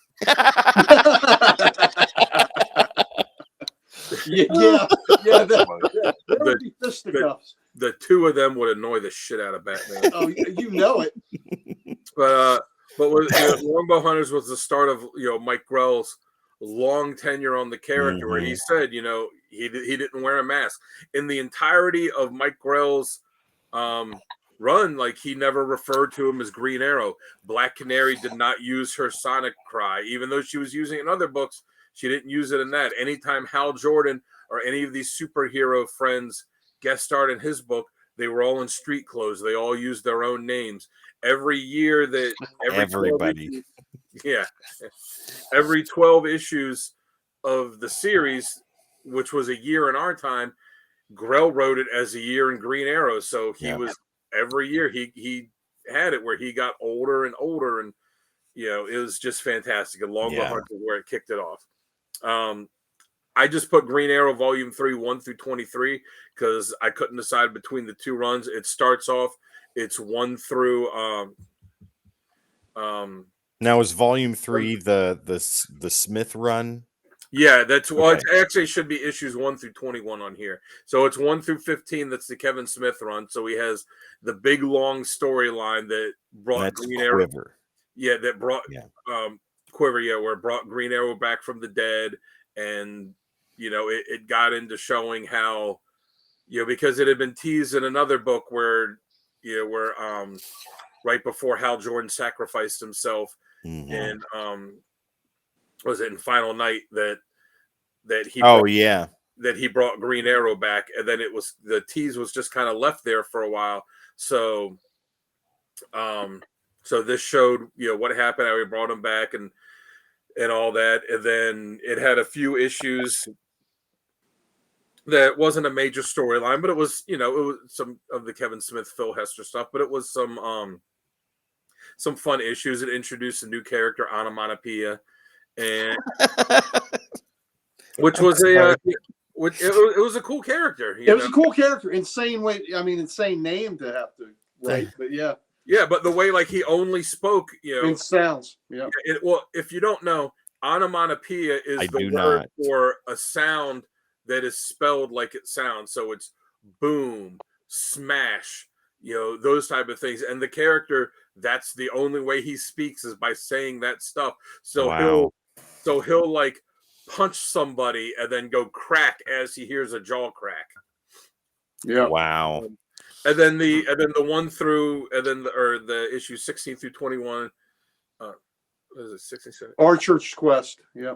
Yeah, it's the Archer's Quest, the one that Gary talked about, where Green Arrow and was it Roy, where they go on this road trip, and it's collecting, now that Green Arrow's back from the dead, it's going and collecting these different artifacts from his past. One of them, which was the Green Arrow ring that led into the Green Lantern ring that led into Green Lantern Rebirth. And there's a funny scene with him in a boxing glove arrow. There's him the stuff going into the arrow cave and the quiver. Yeah, so it's it was just I couldn't decide between putting both of them on there. So I was like, they're in the same series. I'll just say read the first 21 issues of it because it's fantastic. It is, absolutely. And they're not expensive issues to get. They're all like cover price. I think the only one that might fetch more than a couple dollars is number 1, and that's the start of Quiver. Yeah, none of them are. If you none of them should be more than $10, if even $10. Yeah, maybe if it's like slabbed at a 9.9, but Right. how about that?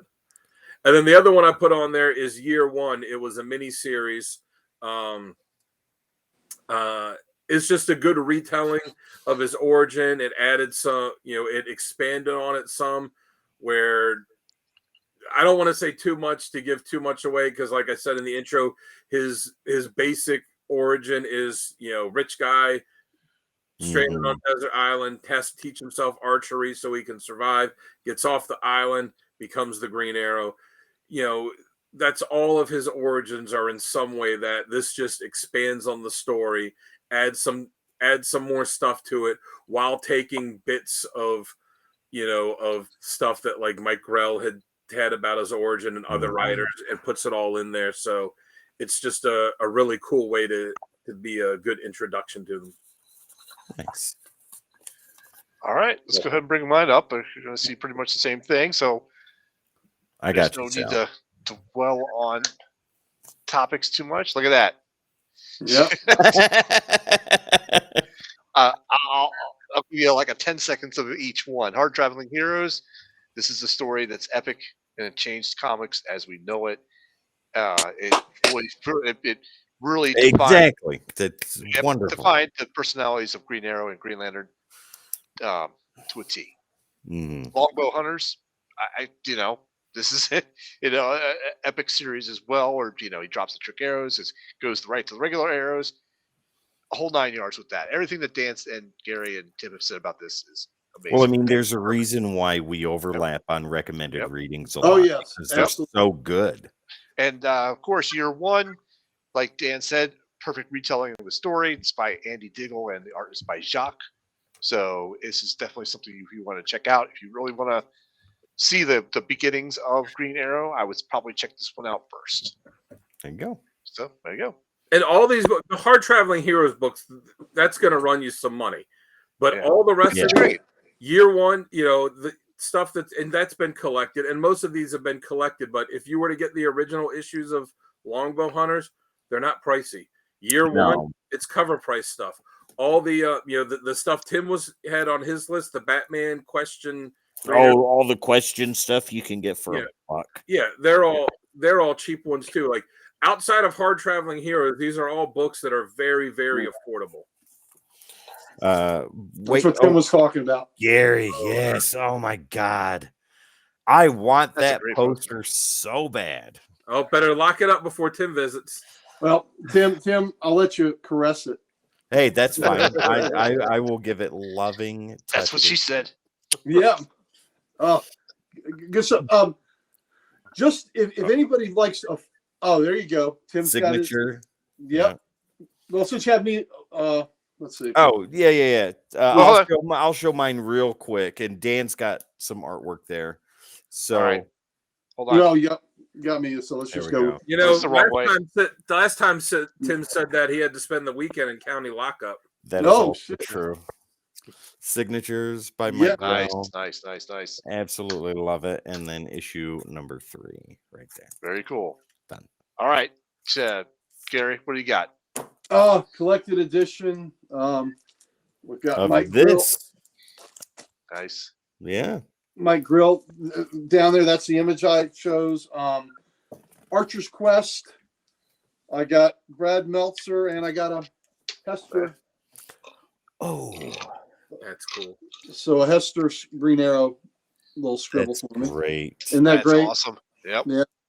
So Archer's Quest, and then the big deal on this great volume here, and the original books for the Hard Traveling Heroes, yes, they are expensive, but they've been collected many times.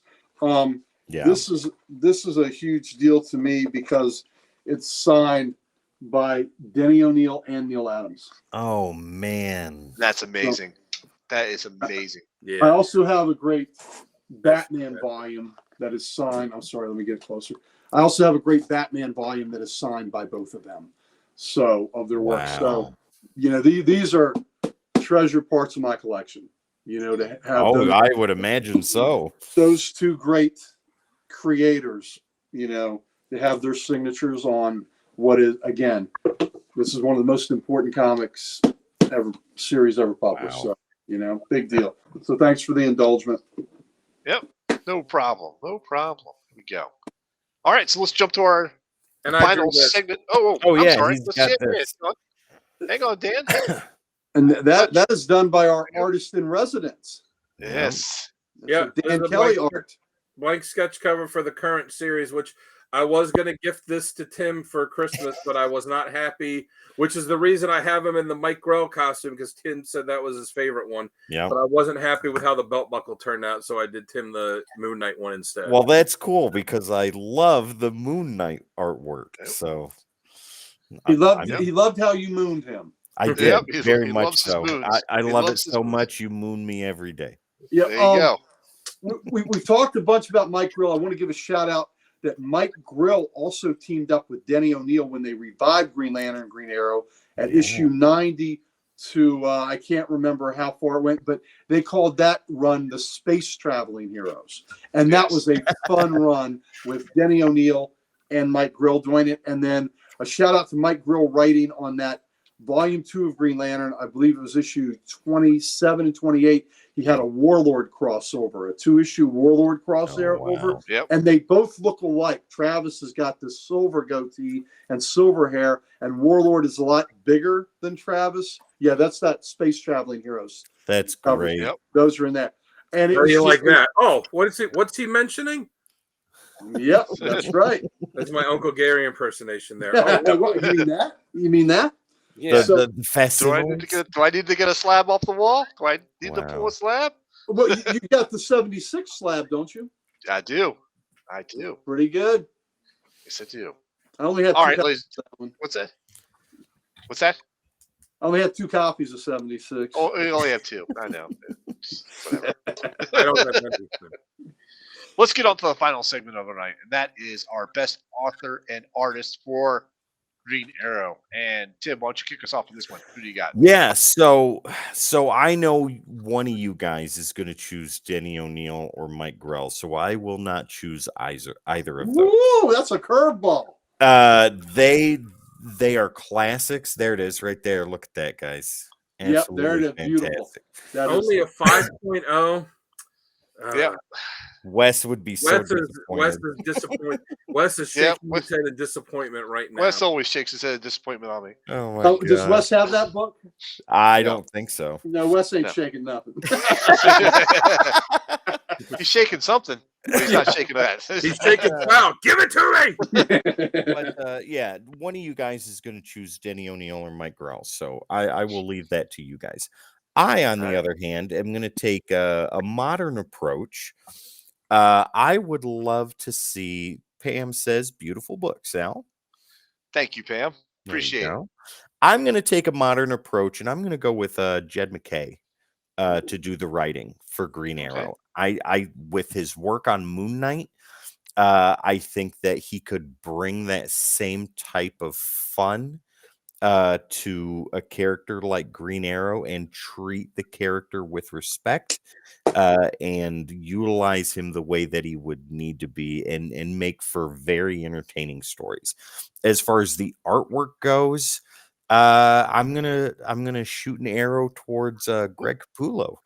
I would love to see him do a full 20 plus issues with Jed MacKay on Green Arrow. I think that would look fantastic.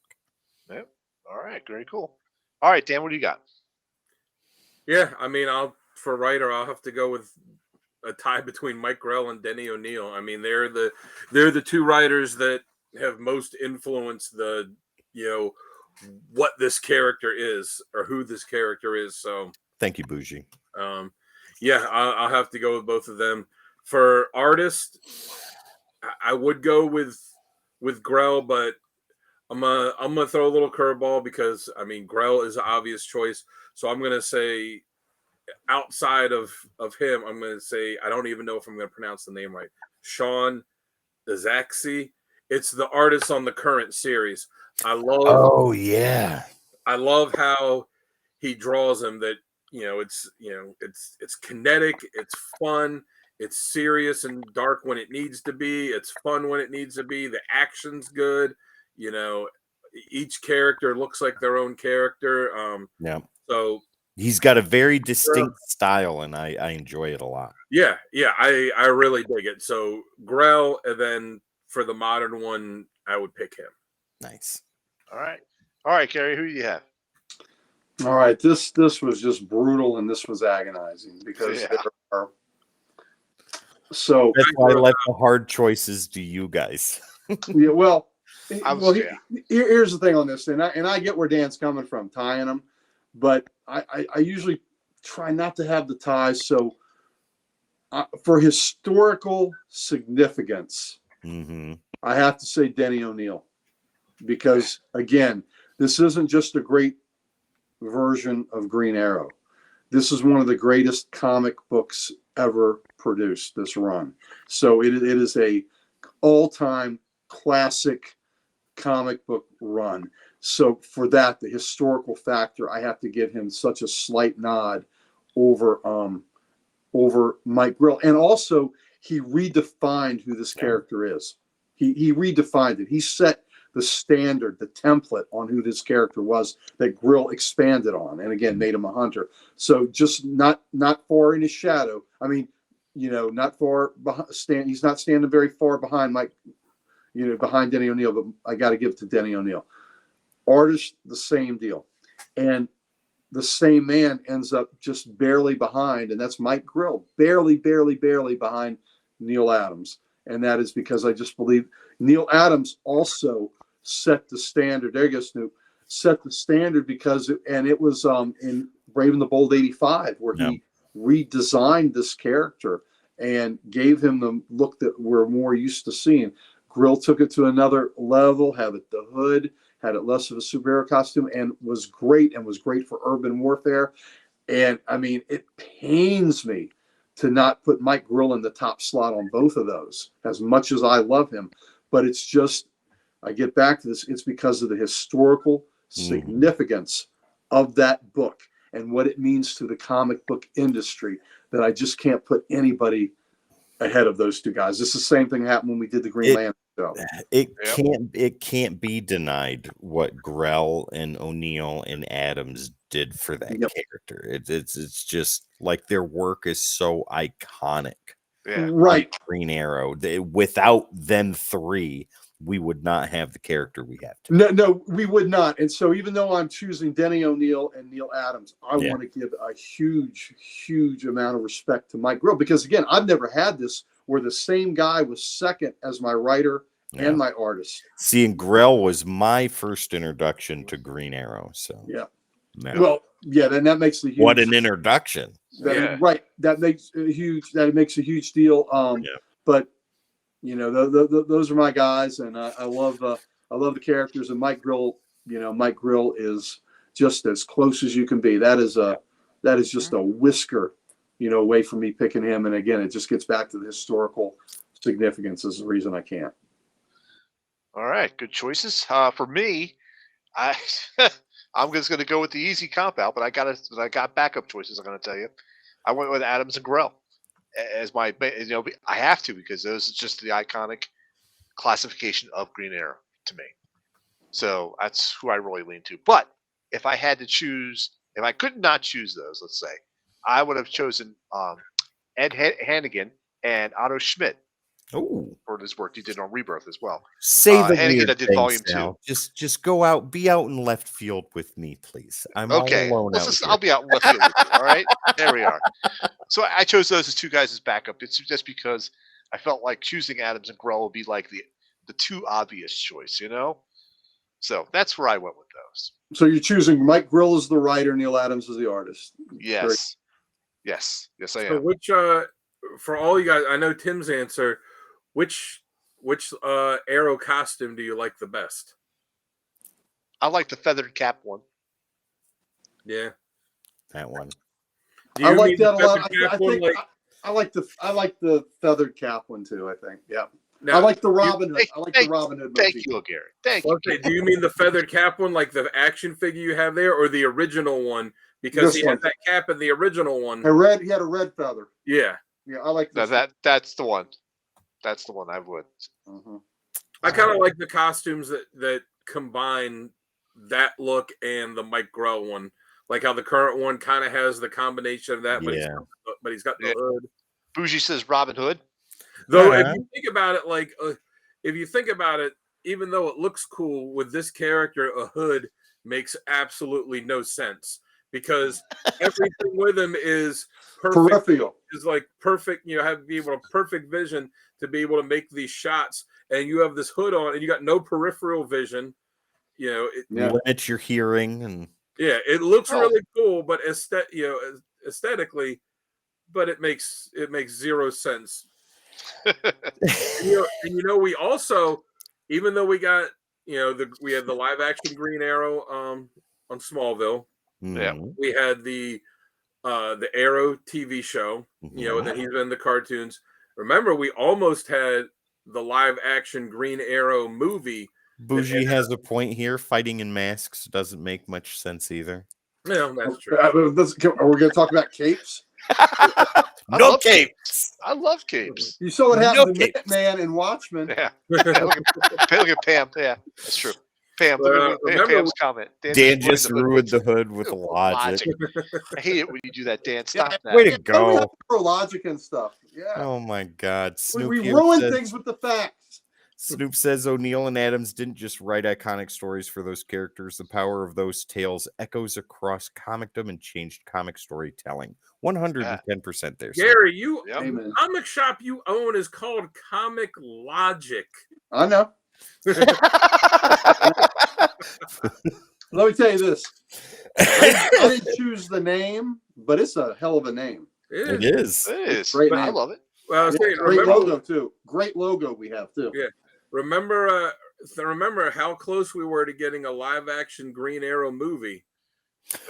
Oh, the Supermax movie. So holy shit. It was originally called Supermax, and then the title of it was changed to Green Arrow Escape from Supermax. That movie would have been amazing. When was this? What era was this? I don't know. It was in the early 2000s. I think 2008. They were still talking about making it. Like before Zack Snyder or right after he started? No, this is before Snyder. Yeah. So God, this would have been a great movie. The story of it was, for anyone that doesn't know, is that in the beginning of it, Green Arrow he's been the Green Arrow for about like 10 years or so. So everybody knows him. He's very well established. He gets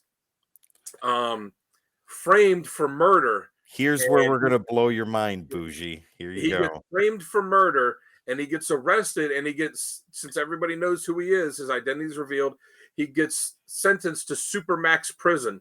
And that's the prison where all of the villains go, where they have all, and one of the writers even talked about how he was also like an architect. So he designed the prison when they were writing it, thinking of like, okay, if you have someone like Icicle, how do you contain him to contain his powers and all these different characters? So Green Arrow gets sent to this Supermax prison where he's surrounded by all of these villains that a lot of them he helped put in there. So the beginning, he gets arrested, he gets put there. Then like the middle part of the movie, it's him trying to break out of the Supermax prison, and he has to survive not only these villains that are there that he helped put there, but he has to team up with some of them to help break out of the prison so that he can get out. And then the end of the movie is him going and clearing his name. But I mean, tell me that doesn't sound like an amazing movie. Keith is right. This could have been one of the most original superhero movies of its time. When I heard about Supermax, I was so excited about it. I was like, that's amazing. This is going to be wonderful. And never got made. I never heard of it either. If you're interested in finding out more, all you have to do is Google it, and you can read the full script. Don't tell me things like this, Dan. Well, we know what I am writing it down. just Google Green Arrow Escape from Supermax script, and it's like the second or third thing that pops up. It's you just click on it. It's got the whole script there, just like the script if you're interested in the never made George Miller Justice League movie. Justice League Mortal. You Oh, can get that script online and read the whole thing. wow. All right, ladies and gentlemen, I think we can go ahead and wrap this Dan show is up. breaking hearts. Yeah, yes. Dan is always breaking hearts. Heartbreaker. Dream taker. You know what? Love That was the taker. Green Arrow Don't villain. mess around too. with Dan. Remember the archer that was the female archer that had like the broken heart kind of logo Cupid. that was a villain? Yeah, Cupid. That had like the obsession with him. Yeah. Wow. Yeah. All right, ladies and gentlemen. Once again, everybody in the comments, thank you for joining us. Thank you for chiming in on the chats. Thank you very much. Really appreciate that deeply. I am your host, Sal the Slab Guy. Down below me is Dan the Man Kelly. Over to the right there is the Uncle Gary, the Ric Flair of comics. Woo! And to my right is the man with the voice of the silkiness goodness. Tim the Terrible. Good. Angels weep when I talk, ladies and gentlemen. All right, folks. Catch us next week when we dive into another character who we do not know yet because it has not been decided. Because Sal can't decide. Because I can't decide. So tune in next week, ladies and gentlemen. Have a good night. And I hope you have a Hulk 180 day. We cannot end the stream. Go ahead, Dan. Unless we hear the magic words. That green arrow shot an arrow into somebody's gaping hole. With Brown Lantern. With Brown Lantern. Oh, yeah, in the Brown Lanterns. That's right. Brown Lantern Corps is going to be forming. Oh my God! All You said right, they're All gonna right. be End it now. Bougie says totally worth turning exhumed off killer show. It was a Thank you, gaping hole Bougie. Thanks show. for hanging with us, brother. Yep. There we go. All right, now I can go. Love you guys. All right. Bye. Have a good night. Bye. Bye. Good night. Thanks. One more? Can I get one more? Gaping holes. Gaping Coles, Oh, I baby. thought Dan, that's wonderful. Yes. Nice. Well done. Well done. Another one? All right.